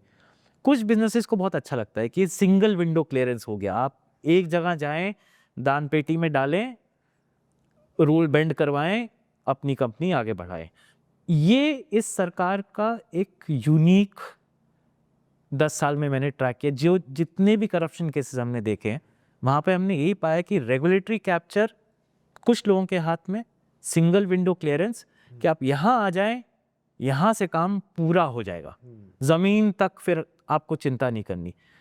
नेचुरल रिसोर्सेज हों चाहे किसी भी टाइप के ठेके हों, सरकार का बिजनेस से रिलेशनशिप और ये रिलेशनशिप में रेगुलेशंस को मोड़ना। अगर मेरे पास रिसोर्सेज हों, डिस्ट्रीब्यूशन के चैनल्स हों कि लोग सिक्योरिटी हो, मेरे कोलीग्स अब मेरे लिए कि बस ठीक से इज्जत से जी सकें और बिना डर के, बिना खौफ के जी सकें, तो मेरे ख्याल से आराम से पूरी ज़िंदगी हमारी निकल सकती है। सिर्फ ये 10-11 साल मैप करते हुए? हाँ, मतलब इतना है कि अभी हम 8-10 लोग हैं अभी, हाँ, कहानियाँ हमारे पास अगले 6 महीने के लिए रखी हुई हैं। ऐसा नहीं है कि सरकार के अंदर लोग नहीं हैं, नहीं जो बताना नहीं चाहते, बताना चाहते हैं। हमारी कुव्वत नहीं है, हमारे पास रिसोर्सेज नहीं है कि इतने लोग लगा सके इतनी हिम्मत के साथ कि सब चीज़ों पे काम हो। मतलब मजाक करता हूँ मैं कई बार कि जो भी कोई ऐसा इन्फॉर्मेशन लेके आता है उसका मन करता है कि ये सबसे बड़े अखबार में छपे देश में। लॉजिकल है कि देश का सबसे बड़ा चैनल इस पे लिखे। तो शुरू में जब 15-16 में हुआ तो लोग आते थे, क्योंकि थोड़ी पुरानी सरकार की रेपुटेशन थी कि ऐसे लिखते हैं, तो वो आते थे कि नितिन जी ये देखिए ऐसा हो रहा है। तो मैं तो खुश हो जाता था कि हाँ, कागज़ मिले नए सरकार में भी। फिर वो बोलते थे आप कहीं बता सके जहाँ मैं छपा सकूँ। तो मैं बड़ा दुखी होता था क्योंकि मैं इतने बड़े अखबार में नहीं था उस वक्त पे। तो फिर मैं बोलता था आप जाओ, ये हैं, और मैं नंबर भी देता था कि ये संपादक हैं बड़े अखबारों के, यहाँ चले जाओ। और मैं इस कॉन्फिडेंस से देता कि 6 महीने बाद आप वापस ही आओगे, क्योंकि वो नहीं करने वाले। मैं आराम से बैठा रहता था। तो जब इलेक्टोरल बॉन्ड्स का भी हुआ, मैं उस टाइम कॉमोडोर लोकेश बत्रा हैं, उनने मिल के हम लोगों ने 700-800 पेज ही निकाले थे। पहली बार वो डॉक्यूमेंट निकले थे, इस सरकार ने बनाए कैसे इलेक्टोरल बॉन्ड, जिसके अंदर सीक्रेट्स हैं क्या, इलेक्शन कमीशन ने कैसे मना किया था, रिजर्व बैंक ने कैसे मना किया था, वो सब कागज़ निकाले। जब तक वो कागज़ मेरे हाथ आए मेरी नौकरी चली गई। तो मैंने जाके कॉमोडोर साहब को बोला, मैंने कॉमोडोर साहब आप वापस ले लिया, पता नहीं अगली नौकरी कब मिलेगी, जर्नलिज्म में मुश्किल ही हो गया अब तो नौकरी करना। तो कॉमोडोर बोले, हंसे और बोले यार रख ही लो तुम, ये कोई करने नहीं वाला, तो जब मौका मिले तुम कर लेना। 3-4 महीने बीच में मेरी वाइफ की तबीयत ख़राब थी, ये वो नौकरी नहीं मिल रही थी, कुछ नहीं हुआ। तो मैं बार बार शर्म के मारे बोलता है, पढ़ लिए थे, मालूम था उसके अंदर क्या है, मैं बोलता रहता कॉमोडोर ले जाइए। तो कॉमोडोर बोले यार एक तो कोई पढ़ेगा नहीं, दूसरा पढ़ गया तो छापेगा कौन, तो तुम रखे रहो, जब भी वक्त आएगा कर लेना। अब हालात ये हैं कि अभी भी सरकार के अंदर बहुत लोग हैं जो देते हैं, खबर बताते हैं। आपके पास रिसोर्सेज हों, आप दिन रात काम कर सकते हैं। ये जो लोग बोलते हैं कि सरकार में खबर बाहर नहीं आती, ये झूठ है। चाहे इतनी बड़ी सरकारें हैं और इतने बड़े तंत्र के अंदर हमेशा कोई परेशान बैठा होता है कि खबर आती है। हमारे में करने की या तो हिम्मत नहीं है, तो रीढ़ की हड्डी टूट गई है, या रिसोर्सेज नहीं है। जिनके पास रीढ़ की हड्डी है उनके पास रिसोर्सेज नहीं है। लोग बोलते हैं ना कि मीडिया का क्या फ़र्क पड़ता है, अब तो सोशल मीडिया आ गया है कि आप क्लिक भी लिए तो क्या फ़र्क पड़ता है। तो मैं इसका काउंटर हमेशा ये देता हूँ कि अगर हम इतने ही कमज़ोर होते, अगर हम लोग किसी लायक ना होते कि हमारे करने से लिखने से क्या फ़र्क पड़ता है, तो सरकार क्यों परेशान कर रही होती हमें, बढ़ गई होती आगे। अभी तक तो 10 साल हो गए, जितना था पीटना पाटना था कर ही दिया। हालात तो हमारे जो हैं है ही, क्यों हमारे को परेशान करना चाहती है अभी। तो उसमें दो, एक तो कहानी परेशान करती है कि एक सच में कहानी निकली कि आपने कोविड के टाइम 4000 करोड़ की दाल कुछ मिलर को बांट दी, वो स्टोरी भी परेशान करती है। कोविड के टाइम गुजरात में 2.5 लाख लोग मरे थे, आपने बोला 400 मरे, वो स्टोरी परेशान करती है, सरकार गिर जाती है। लेकिन उससे बड़ी चीज़ मुझे लगता है, और ये किसी बीजेपी के ही नेता ने मुझे कभी बोला था कि तुम्हारी स्टोरी परेशान कर सकती है, कई बार नहीं भी करती, हम कंट्रोल कर लेते, लेकिन ये तुम लोगों की एबिलिटी कि 10 रुपये का RTI डाल के सरकार हिला सकते हो, ये जब जनता को समझ आने लग जाए कि जवाब चींटी जैसे हो तुम, और तुम भी सवाल पूछ लोगे। वो पावर में बैठे हुए लोगों को उस चीज़ से डर लगता है कि लोगों को ये विश्वास हो जाए कि एक तो ये हमारा हक है कि सवाल पूछे ऐसे, और दूसरा कि मुमकिन है कि हम जवाबदेही स्थापित कर सके कागज़ों से। वो एक जनरल एबिलिटी सिटीजनरी में विश्वास की कि हाँ, ये हमारे पब्लिक सर्वेंट हैं, ये हमारा पैसा लेके हमारे लिए काम करने आए थे और इसलिए हमें जवाब देते रहना इनका काम है, इनकी ऑब्लिगेशन है। कोई भला नहीं कर रहे जब डेटा बाहर हमें देते हैं। जब वो डेटा छुपाते हैं तो हमारे ही पैसे का, हमारे ही रिसोर्सेस का हमको ब्लाइंड कर रहे हैं और क्या कर रहे हैं, छुपाना चाह रहे हैं। तो वो एबिलिटी अगर सिटीजनरी में आ जाए, जैसे गांव में भी जाएं कि जैसे कोई छोटा गांव वाला है तो बाबू के सामने, एसडीएम के सामने, एसडीओ के सामने उसको डर होता है, या पटवारी के सामने कि सवाल ना पूछे, पिट जाएंगे। पर बाबू तो एक ही है, गांव वाले 100 है, लेकिन एक खौफ बिठाया हुआ है आपने कि सवाल पूछोगे तो बेटा कहीं जाओगे। वो जब खौफ खत्म हो जाए आम आदमी में, ये तो अफसर है, ये तो मेरा सर्वेंट है और मैं खड़ा हो सकता हूँ बिना खौफ के, बिना डरे, बिना इस चिंता के कि मेरी नौकरी जाएगी, घर पे अटैक होगा, जान जाएगी। अगर मैं सवाल उठाने की हिम्मत आ जाए किसी दिन, तो अफसर का क्या हाल होता है। अच्छी डेमोक्रेसी तो वहीं आती है। तो पत्रकारिता, मुझे लगता है जितना मैंने देखा, स्टोरीज ठीक है, हमारी कुछ स्टोरीज पार्लियामेंट गई, सुप्रीम कोर्ट गई, उससे फ़र्क पड़ा, कई बार नहीं भी फ़र्क पड़ा। तो आप थोड़ा एग्जांपल दे दे तो व्यूअर्स भी थोड़े। जैसे इलेक्टोरल बॉन्ड्स वाला हमारा काम 2019 में निकला, वो जाके 2024 में सुप्रीम कोर्ट की हिम्मत हुई कि उन्हीं कागज़ों के बेसिस पे बोल सके कि हाँ सच में ये तो बहुत गलत हो रहा था, अनकॉन्स्टिट्यूशनल था। सरकार को हमने एक बार पकड़ा कि उन्होंने एक छोटा सा ऑर्डर निकाल दिया जो पब्लिक में नहीं आया, कि जो 5 साल से छोटे बच्चों के पास आधार नहीं, उनको खाना नहीं मिलेगा गवर्नमेंट स्कीम में। ये न्यूज़ मुझे याद है। चुपचाप चला गया, स्टेट गवर्नमेंट्स डर के मारे बंद कर गई। तो हमने वो खबर करी कि चुपचाप ऑर्डर चला गया है, तो सरकार ने हमें तो डाटा, पब्लिक में बोल दिया ये झूठ है। लेकिन एक हफ्ते बाद गाइडलाइन चुपचाप चेंज कर दी पीछे से। एक बार हमने रिपोर्ट करी कि फॉरेस्ट के ऊपर जो दलित, ट्राइबल और अदर फॉरेस्ट ड्वेलर्स के राइट्स हैं, ये सरकार ने दबाए हैं और ये ऐसे रूल अमेंड किए हैं। फिर हमें डांटा, पब्लिक में बोला ऐसा कुछ नहीं हुआ, पीछे जाके पॉलिसी चेंज कर दी। जितनी नहीं करी वो कोर्ट में चला गया, केस कोर्ट में आ गया।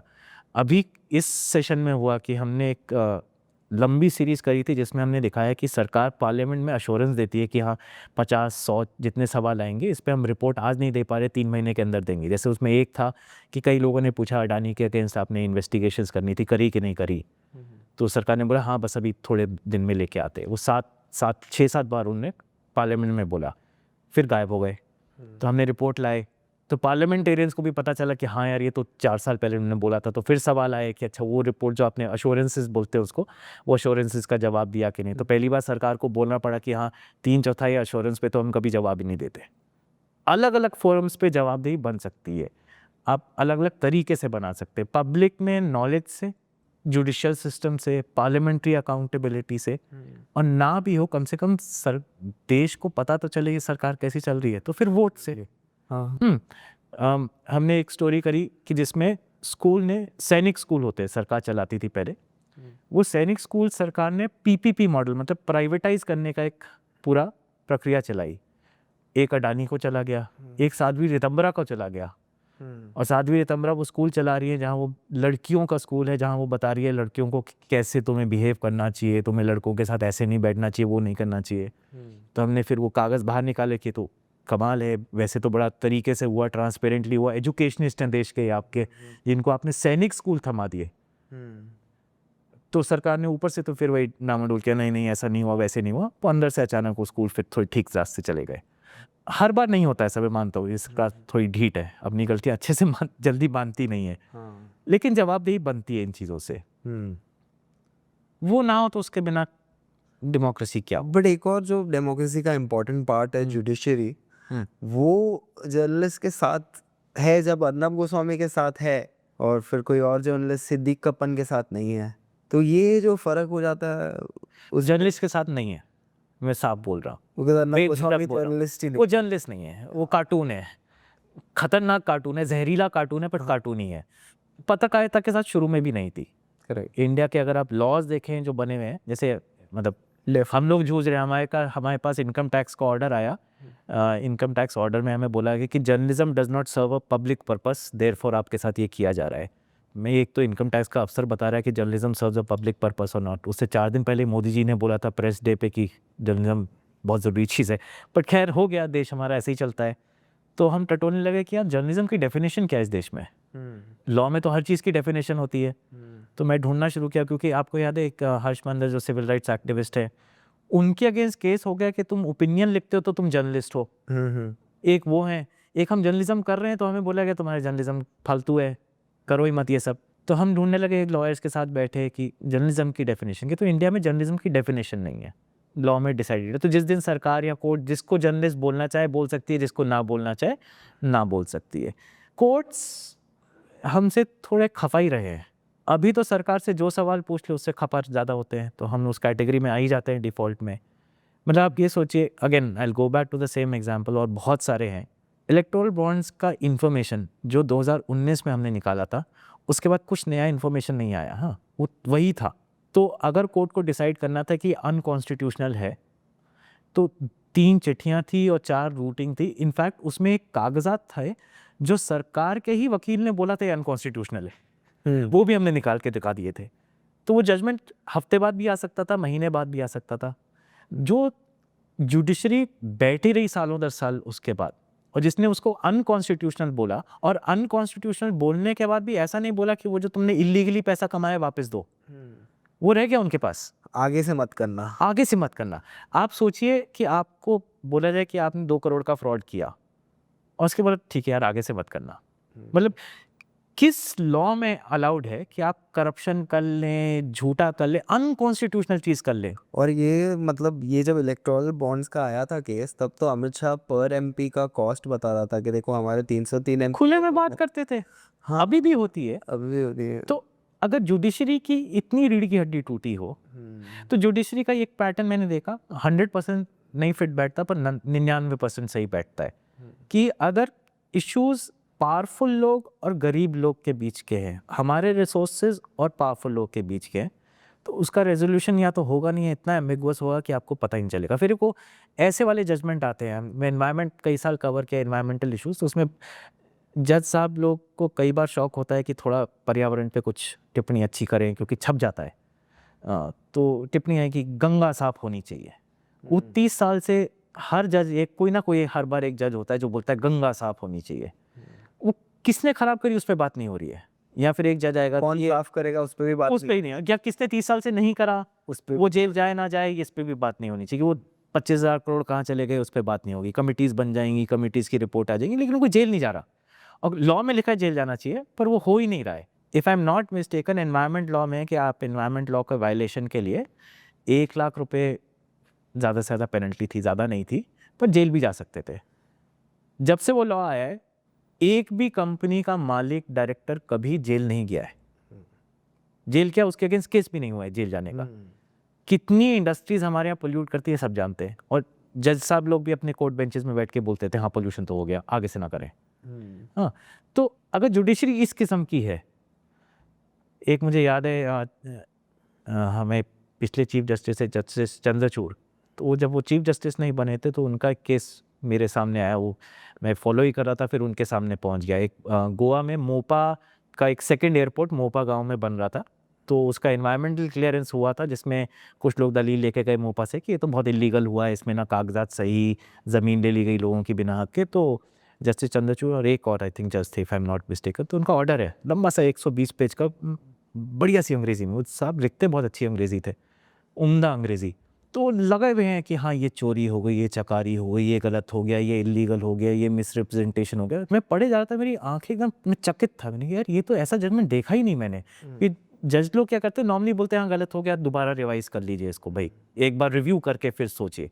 ये जजमेंट चले जा रहा है कि इलीगल हो गया, मिसरिप्रेजेंटेशन हो गया, सरकार के इन अफसरों ने झूठ बोला, उन्होंने झूठ बोला। फिर एक ऑपरेटिव पार्ट होता है जजमेंट का, जहाँ पे आखिर में बोलते हैं कि अब करें क्या। तो फिर ऑर्डर आया कि ऐसा करें, वही लोग दोबारा डिसाइड करें करना चाहिए क्या। उन्होंने वापस उन्हीं लोगों को भेजा, उन लोगों ने इस बार कर देते हैं। अब तो जज साहब ने भी बोल दिया कि इन्हीं लोगों को करना चाहिए डिसाइड, तो हो गया। तो अगर आपकी इस किस्म की जुडिशरी है, तो अगर तो उनसे मैं क्या उम्मीद रखूँ एज जर्नलिस्ट। बेसिकली वो एनवायरनमेंट पे ऑन पॉइंट थे, पर उन्होंने गोवा एयरपोर्ट पे एक बार उनकी फ्लाइट वगैरह डिले हो गई तो उस परेशान। दुख से वो बोला बहुत होगा। प्यारा होता है, वो दिल्ली में 5 पेड़ कटते हैं, हम्म, क्या केस चल रहे होते हैं माशाल्लाह, मतलब वो ऐसे ऐसे बयान आ रहे होते हैं जज साहब से कि मतलब दिल पिघल जाए आपका, लगता है कि सबसे बड़ा एनवायरमेंटलिस्ट तो यही है हमारे, ये 5 पेड़ कैसे कट गए, अब इस पे मैं देखूंगा, चीफ सेक्रेटरी को बुलाऊंगा, ये होगा वो होगा। 5 पेड़, 10 पेड़, 50 पेड़, इस रेंज में जजमेंट आ रहे हैं, खड़े खड़े एकदम। वो पेड़ कैसे होंगे, अब ये पेड़ कहाँ ट्रांसप्लांट होंगे, यहाँ से निकाल के गोल्फ कोर्स के पीछे लगाएंगे, हियरिंग हो जा रही है। आपकी छत्तीसगढ़, झारखंड, मध्य प्रदेश में हजारों hectare, square kilometres of jungle cut रहा है, जज साहब मान रहे हैं अपने डॉक्यूमेंट में गलत हो रहा है, फिर बोलते चले डेवलपमेंट के लिए होने देते हैं। तो एक फिगमेंट है, एक थिएटर परफॉर्मेंस है कि हम लॉ फॉलो कर रहे हैं, पर जज साहब बहुत ज़्यादा, खास करके एनवायरमेंटल और रिसोर्सेज के इश्यूज में बहुत सारे जजेस बैठ के अपने आप को इकोनॉमिस्ट मानने लग जाते हैं। वो ग्रोथ वर्सेस दिस, मतलब वो अचानक लॉ नहीं डिसाइड कर रहा होता, साइंस नहीं डिसाइड कर रहा होता, फिर वो डिसाइड कर रहे होते हैं मेरी डेवलपमेंट क्या है देश की। मतलब I never hired him for that, जज को भी तो मैंने ही हायर किया था। मैं तो यही सोचता था जज साहब का बेस्ट ऑप्शन ये है कि वो लॉ अच्छी तरह जानते हो। हाँ, आधा टाइम तो वो भी नहीं जानते, पर ठीक है आप बैठे हैं, आपको हम पैसा दे रहे हैं कि आप लॉ ठीक से समझे, आप उस पे तो रुकिए ना, आप इकोनॉमिक ग्रोथ पे लगे हुए हैं, वो हमारे इकोनॉमिक ग्रोथ वाले बाकी चीज़ों पे लगे हुए हैं, वो कम्युनलिज्म पे लगे हुए हैं, आप इकोनॉमिक ग्रोथ पे लगे हुए हैं। तो ये हाँ, ऐसी जुडिशरी पे मैं तो कम से कम एज इन्वेस्टिगेटिव जर्नलिस्ट, ऐसा हम लोग वेट नहीं करते कि हाँ हमने कुछ सच निकाल दिया, अब जज साहब इस पे सही से जजमेंट देंगे, सच्चाई सामने निकलेगी। हमें लगता है अपना काम करो। कई बार लोग पूछते हुए कि यार इस वक्त पे कौन तुम्हें पढ़, जैसे आप बोल रहे थे कि इस वक्त पे मत लिखो, फिर कोई लोग ऐसे भी बोलते कि इस वक्त पे क्या लिख के करना है यार, किसको फ़र्क पड़ता है, सरकार इतनी पावरफुल है, लोग इतने पोलराइज्ड है। तो मुझे लगता है कि यार लिखोगे नहीं तो आने वाली पूछते जाने तो कि हम कैसे यहाँ पहुँचे।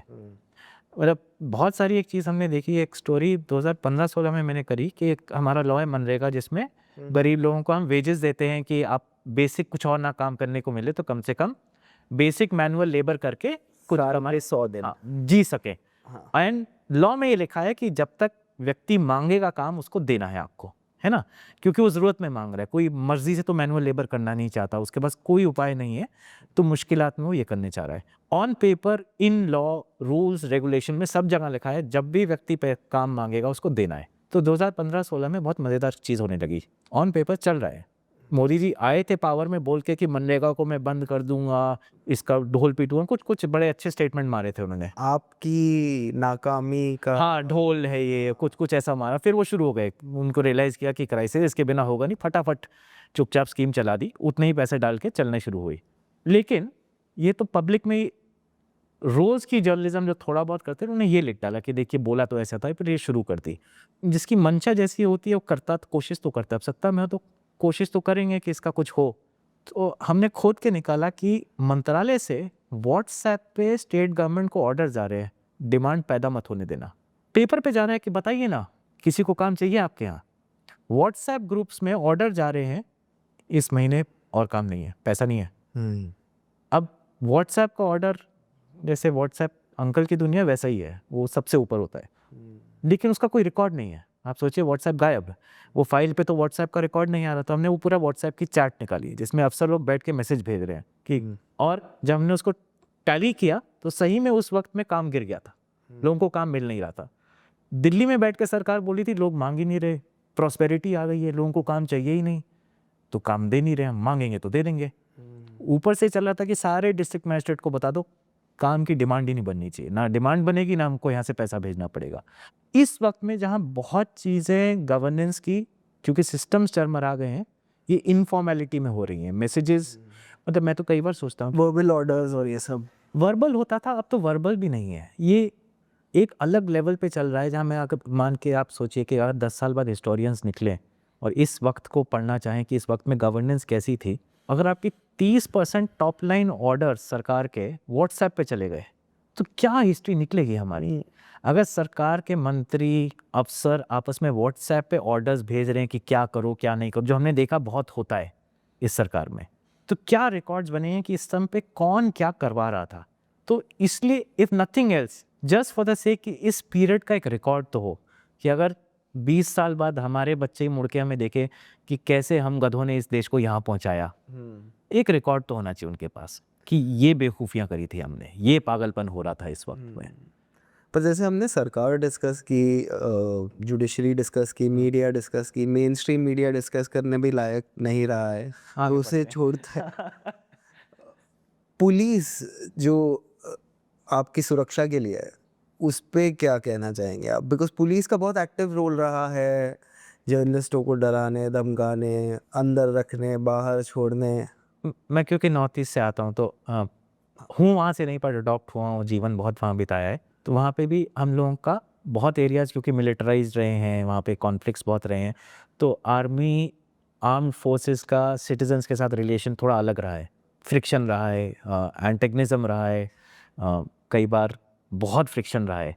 लेकिन आप वहाँ के रहने वाले से आम तौर पे भी बात करेंगे ना, वो जवान से नाराज़ नहीं है, वो जवान के मालिक से नाराज़ है। तो मुझे ऐसे ही पुलिस के बारे में ही लगता है, वो ठीक है कि जो सबसे गंदा काम है सरकार का वो पुलिस वाले को करना पड़ता है।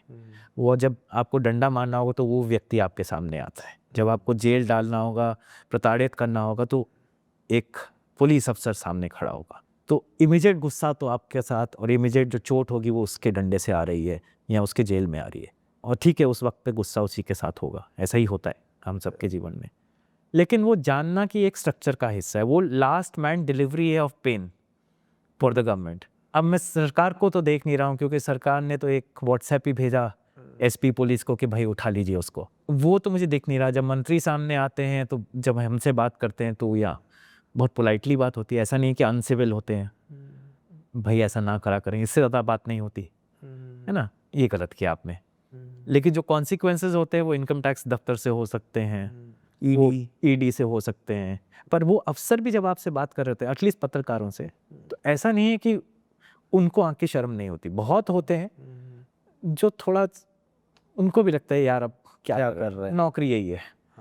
तो मुझे नहीं लगता कि ठीक है इमिजिएटली जब आपके साथ कुछ गलत होता है तो आपका गुस्सा, आपका पूरा, आपको लगता है यही लोग हमारे साथ गलत कर रहे हैं। तो मुझे लगता है अगर आपके पास प्रिविलेज है थोड़ा दूर बैठ के सोचने की, जब मौका मिले वो सोचना ज़रूरी है कि ये एक सिस्टम के लास्ट सिपाही है जिसको ऊपर से ऑर्डर आए जनरल साहब से कि क्या करो। हमारी जवाबदेही अगर जनरल साहब की नहीं बना पाएंगे, ये बेचारे जवान तो यही करेंगे, क्योंकि जनरल साहब ऐसे हैं तो जवान क्या बचेगा। तो जनरल साहब पे जवाबदेही बनाना काम है, तो एंड वो सबसे मुश्किल है क्योंकि वो सबसे दूर बैठा है हमसे।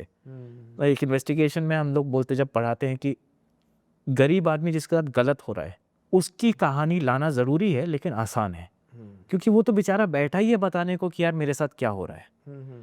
लेकिन किसी धन्ना सेठ के घर में घुस के समझना कि वो घर के अंदर क्या कर रहा है, ऐसे फोटोग्राफर के लिए भी होता है। गरीबी की फोटोग्राफ्स आपको आराम से मिल जाती है, बेचारा गरीब खुद ही बुलाता है कि देख लो यार हमारे हाल क्या है। कितने अमीरों के अंदर के घर दिखे हमें, क्यों क्या करते हैं। तो इन्वेस्टिगेटिव जर्नलिज्म एक तरीके से उनके घरों में घुसने का प्रयास है कि वो अपने बंद कमरों में क्या करते हैं। और अगर जनरल साहब के घर में आप नहीं घुस पाए तो फिर वही कहानियाँ होंगी कि हाँ 3 पुलिस वालों ने 4 पत्रकारों को पकड़ा। तो कहानी तो वो नहीं चाहिए कि जनरल साहब ने पुलिस वालों को बोला पत्रकारों को पकड़ो।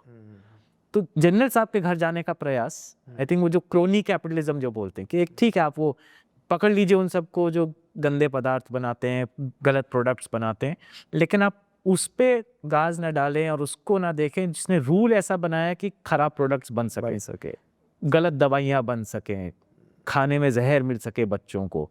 हमारे एक कोलीग ने दोस्त ये सीरीज़ करी थी कि फोर्टिफाइड राइस देश में कंपलसरी किया गया सबके लिए कि सारे गरीब को हम फोर्टिफाइड राइस देंगे, जिसमें क्योंकि हम लोग के सब में खून कम होता है, आयरन चाहिए सबको, तो सबको आयरन खिलाएंगे।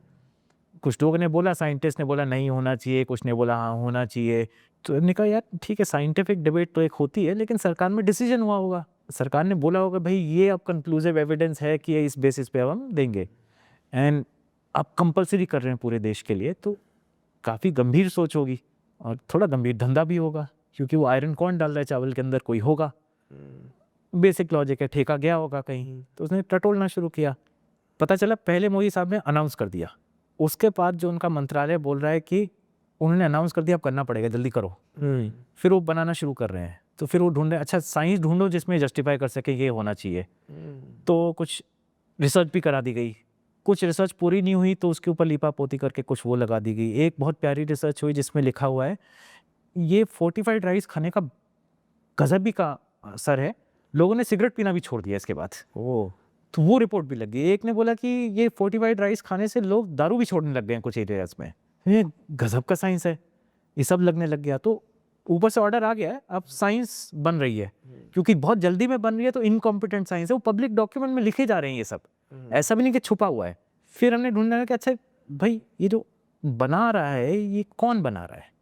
व्यापारी कुछ होंगे जिनका बिजनेस होंगे, ठेके होंगे, तो ठेके ढूंढने शुरू किए।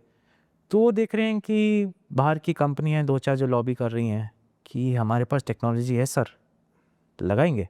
तो अचानक मैंडेट हो गया। तो अचानक, क्योंकि अब ये देखिए मोनोपोली है कि अगर 40,000 करोड़ का चावल गरीबों में बट रहा है तो 40,000 करोड़ के चावल में फिर वो आयरन के दाने डाले जा रहे हैं।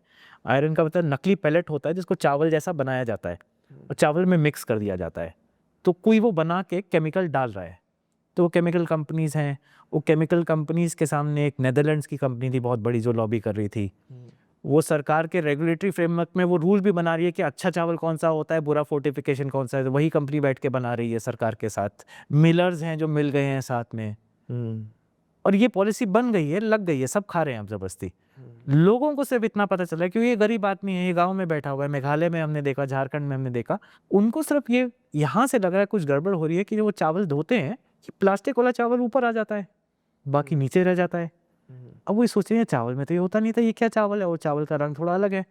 तो शहर शहर में, गांव गांव में खबर फैलने लगी प्लास्टिक चावल आ गया है। तो अगर आप अखबारों में देखेंगे उस टाइम पे कई जगह पे, दिल्ली में नहीं बड़े अखबार कवर करते, बाकी लिख रहे थे कि प्लास्टिक चावल आ गया है और लोग चिंतित हैं कि प्लास्टिक चावल खिलाया जा रहा है। तो कुछ उसमें कॉन्स्पिरेसी जैसा होता है बन गई कि चाइना का प्लास्टिक चावल ये वो शुरू हो गया। वो तो मोदी जी का प्लास्टिक चावल है, करेक्ट, जो कि फोर्टिफाइड राइस है, जो कुछ मिलर्स के लिए है। आप पूछ रहे थे कि लोगों का क्या फ़ायदा है इन्वेस्टिगेटिव करने से। ये तो लोगों के पेट में जा रहा है, उसका नुकसान, उसका फ़ायदा। फिर रिसर्च थी जो बताती है कि खास करके आदिवासी समुदाय को ये चावल नहीं खाना चाहिए।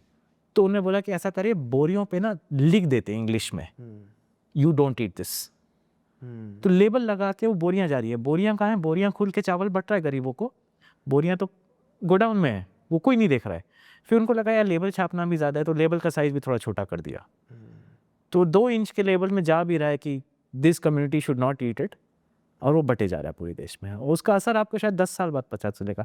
लेकिन ये वो आदिवासी समुदाय है जिसकी अपनी बेरोजगारी इतनी मुश्किलें इतनी हैं कि वो तो सरकार से सवाल नहीं उठा सकता। तो एक तरीके से अगर हम सवाल उठा रहे हैं तो उनके लिए उठा रहे हैं, क्योंकि जो दिल्ली में बैठा चावल खा रहा है 100 रुपये केजी, वो तो अपना खरीद के खा ही रहा है, उसको तो ये नहीं जा रहा ना।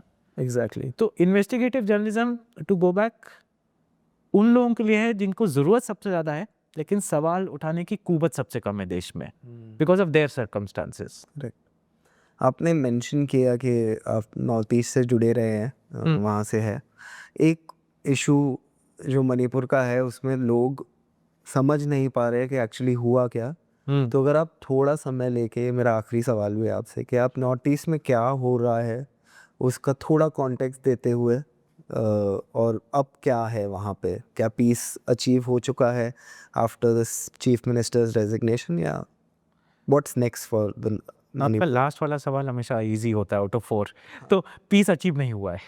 हाँ, एक टेम्पररी ट्रूस सा बना दिया गया है क्योंकि प्रेसिडेंट रूल लगाया गया। जनरली ये नॉर्थ ईस्ट बहुत बड़ी इलाका है, वो हम लोग जनरली एक डायरेक्शन के नाम पे उसको जगह को बोल देते, लेकिन हर स्टेट की अपनी पॉलिटिक्स है, अपनी कम्युनिटीज़ के स्ट्रक्चर्स हैं, जैसे हर जगह है वहाँ का भी है। तो मणिपुर की पॉलिटिक्स नागालैंड से अलग है, अरुणाचल से अलग है। मणिपुर की पॉलिटिक्स जहाँ तक हमारे रिपोर्टर्स और हमने देखा, अमूमन नॉर्थ ईस्ट में हिस्टोरिकली और आज तक भी religion has not been such a big thing.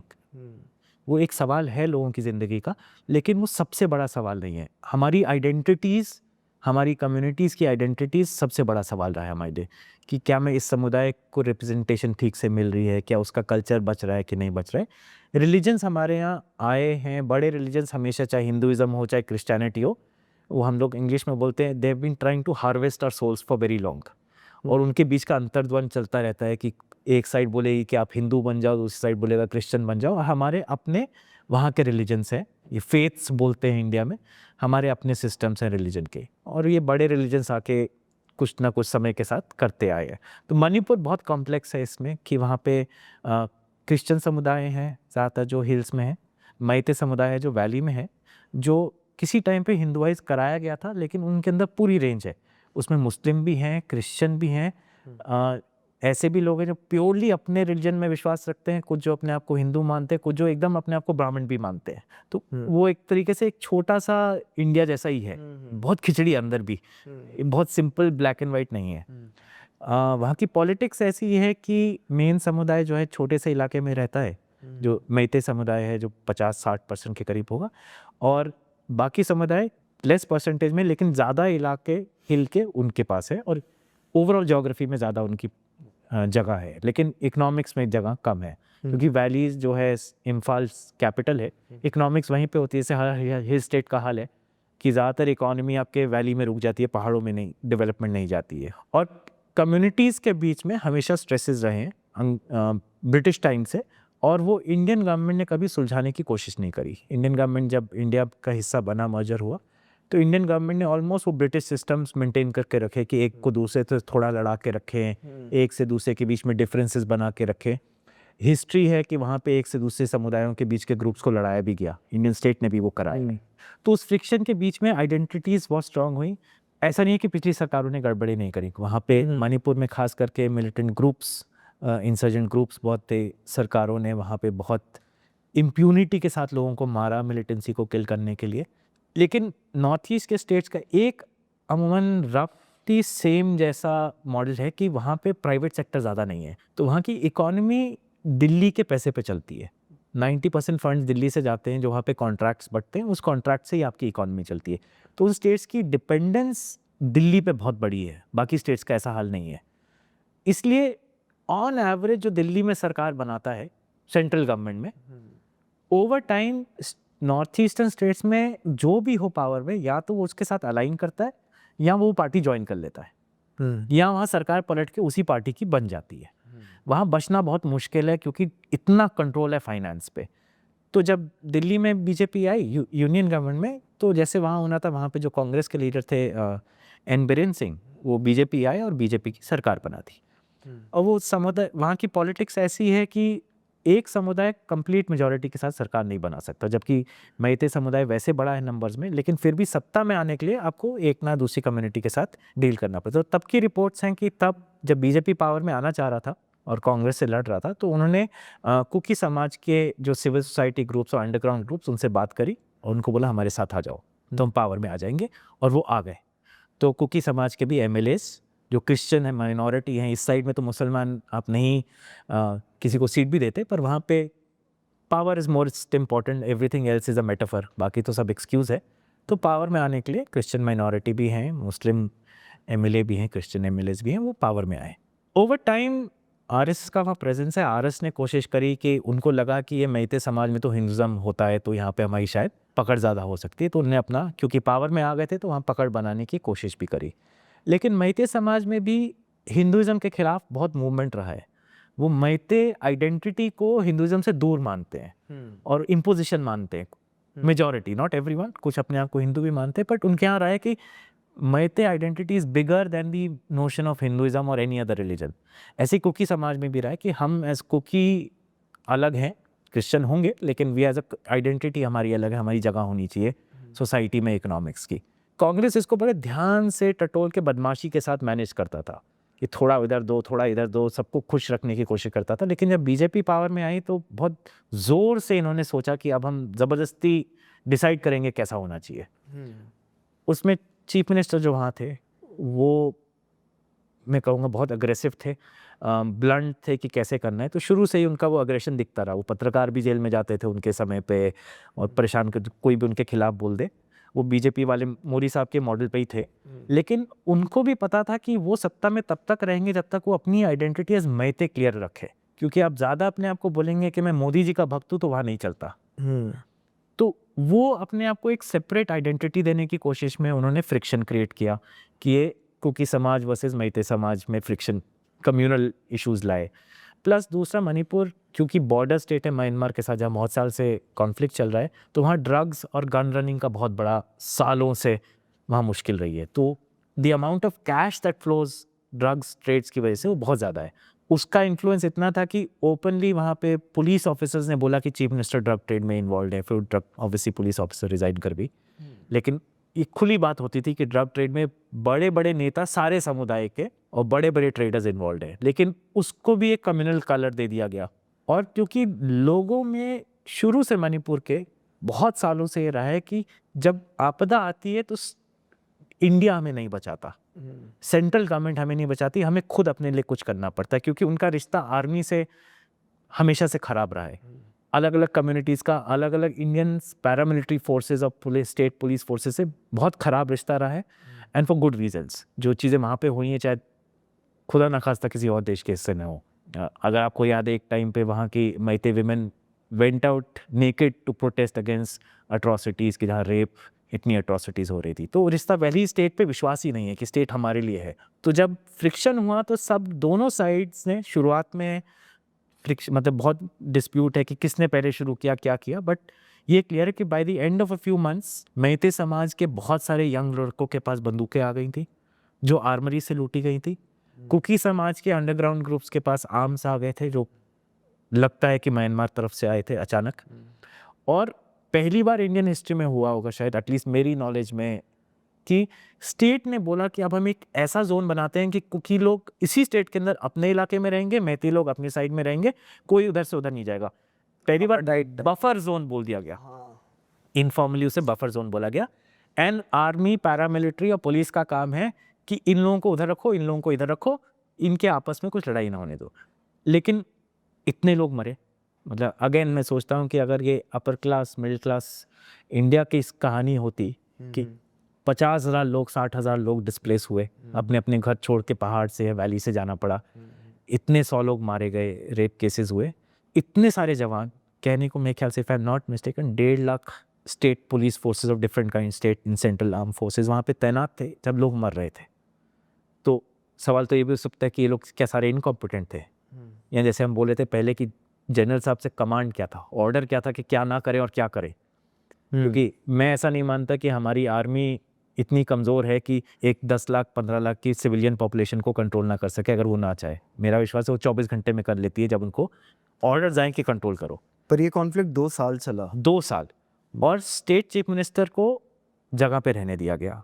जितने रिकॉर्ड्स हमने, मेरी कुली के अंगना जिन्होंने वहाँ से रिपोर्ट किया, दिखता था कि स्टेट चीफ मिनिस्टर को उतारने का प्रयास भी हो रहा था सेंट्रल गवर्नमेंट से, तो वो नहीं कर पा रहे थे क्योंकि वो इतने कंट्रोल में थे और चीज़ें इतनी हाथ से बाहर निकल गई थी कि फाइनली 2 साल बाद जब उनको रिज़ाइन करवाया भी गया, BJP could not find an alternative leader, तो प्रेसिडेंट्स रूल तब लाया गया।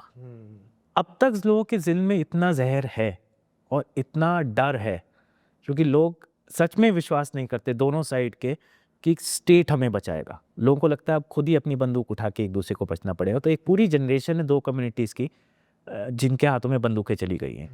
और ये हमने मणिपुर और बाकी जगह पहले भी देखा है कि एक बार आप एक जनरेशन के हाथ में बंदूकें दे दें, तो जब वो थोड़ा सा टेंशन कम होती है इंटर कम्युनिटी, तो वो बंदूकें अपने ही लोगों पे चलती हैं। वो भी शुरू हो गया, एक्सटॉर्शन, ये वो दोनों साइड पे स्ट्रेसेस कि आप 19-20 साल के बच्चों के हाथ में बंदूक दे रहे हैं। पॉइजन आप लोगों की कम्युनिटी में फैलाते थे, चाहे वो हिंदू मुसलमान में हो या 2 समुदाय वहाँ पे हो, वो पॉइजन को अंडू करने में जनरेशन्स लग जाती है। मणिपुर बहुत समय बाद निकलना शुरू हुआ था, इससे पहले वहाँ से ऐसा नहीं है पहली वायलेंस है। कुकी और नागा समाज के बीच में पहले हो चुका है, जब बहुत 100 लोग मरे थे। अलग अलग समाजों के बीच में मणिपुर में हो चुका है। लेकिन एक फेज़ मैंने देखा था, मेरी पत्नी वहाँ से है, मैंने एक फेज़ देखा था कि इम्फाल शहर जो कैपिटल है, शाम को वहाँ पे लोग बाहर निकलने लगे थे, खौफ कम होने लगा था। बच्चे मणिपुर वापस जाने लग गए थे कि हम मणिपुर वापस जाके कुछ काम शुरू करते, कैफ़ेज़ खुलने लग गए थे, संगीत अच्छा हो रहा था, वो सब ख़त्म हो गया। अचानक एकदम पूरी इकॉनमी ध्वस्त हो गई। एक तो पीस जस्टिस की बात है कि क्या जस्टिस होगा जिसने ये कराया। एंड मैं अगेन वो 4 कांस्टेबल 10 पुलिस वालों के पीछे नहीं हूँ। दिल्ली में जो बैठे थे, जो 2 साल तक ये होते रहे, वो उनकी रिस्पॉन्सिबिलिटी एंड जवाबदेही कभी बनेगी? मुझे नहीं लगता होगा हिंदुस्तान में। कम से कम नॉर्थ ईस्ट के केस में किसी भी large riots, incompetence, murder, rapes के केस में कभी भी जस्टिस उस लेवल पे हुआ है, लोकल लेवल पे भी नहीं हुआ है, ये तो छोड़ दीजिए।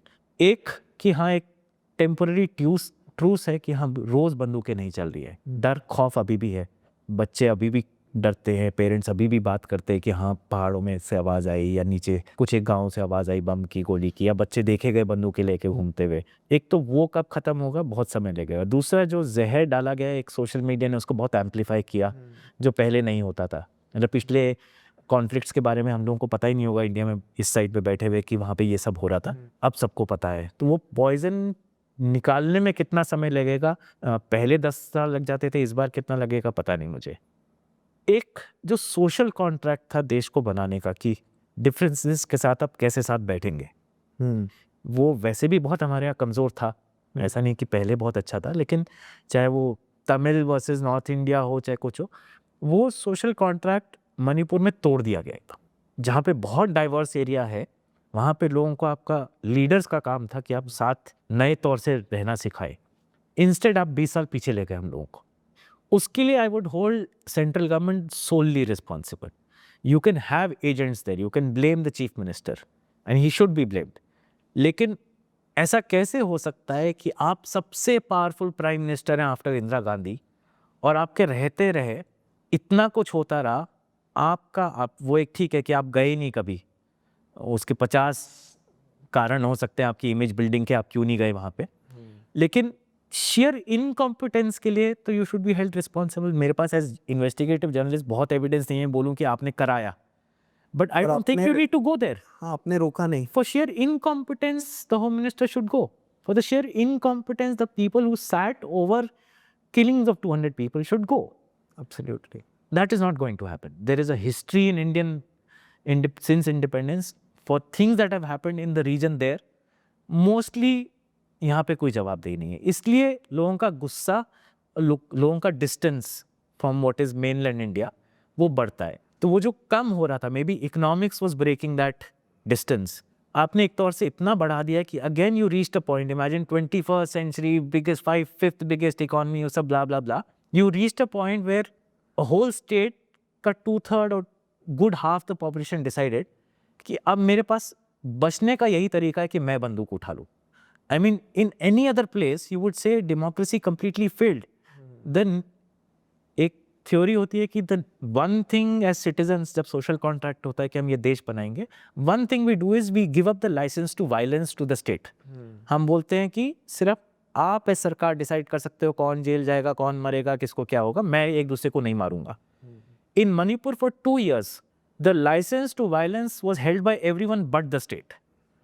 So the whole logic that the state exists, अगर आप बहुत नेशन बचाना है उस वाले उससे भी चले, लोगों को छोड़ दीजिए, वो वापस उस ज्योग्राफी पे जाते हैं कि बाउंड्री बचनी चाहिए, देश एक कुछ होता है अजीब सा, वो भी नहीं छोड़ा आपने, है ना। You are the most powerful prime minister the India has ever seen for last so many years, and how can this be reconciled if nothing as the sheer incompetence? I mean, we've shown enough proof कि it's not just incompetence, it is malice. But for the sheer incompetence, people should have paid a price and resigned. Unfortunately, Indian history shows ये होता नहीं है हमारे यहाँ, and that causes a long-term alienation. It sends back people to imagine कि we are just there for ourselves. It's just by chance in history we are part of this. This alienation you can 20 years go back to and say अरे वो terrorist बन गए, वो militant बन गए, उन्होंने बंदूकें उठा दी, या दूसरी एक इमेज मेनलैंड इंडिया में एलिट्स में होती है कि वो तो savages हैं, एक दूसरे को मारते रहते हैं, वो एक दूसरे के साथ ऐसे करते हैं। That image is the savageness of the state. But you import it on the poorest कि उनके पास कुछ नहीं बचा तो देखिए अब ये तो जानवर हैं, एक दूसरे को ऐसे मारते हैं, ये करते हैं एक दूसरे के साथ, ये ट्राइबल हैं, एक वो अंग्रेजी में होता है वेरी ट्राइबल इंस्टिंक्ट है इनका। I mean the instinct is yours as savage, as a state we were civilians trying to live with each other, none of us wanted to pick up guns, none of us wanted to see our nephews die, but you land up there and you blame us for it. You say हम लोग जानवर हैं, हम लोग पिछड़े हुए हैं, हमारी सोच बड़ी प्रिमिटिव है कि हम लोग तो violence, we take to violence very quickly, but you leave us no option, because if you did the same things to any part of India, you imagine कि अगर दिल्ली में, बैंगलोर में, पौंडीचेरी में आप अमूमन आसपास देख रहे हो कि बंदूकें, चल रही हैं, बम फूट रहे हैं, आर्मी वाले ऐसे फ्रीली घूम रहे हैं और किसी को भी पकड़ के कुछ कर सकते हैं, तो आप लोग क्या सोचेंगे एज सिटीजन्स, आप क्या है? And then in history later, because आप ना पढ़ रहे हैं ना समझ रहे हैं, you will come back and say you know primitive tribals they live like this. I don't know when they'll get developed. Yeah.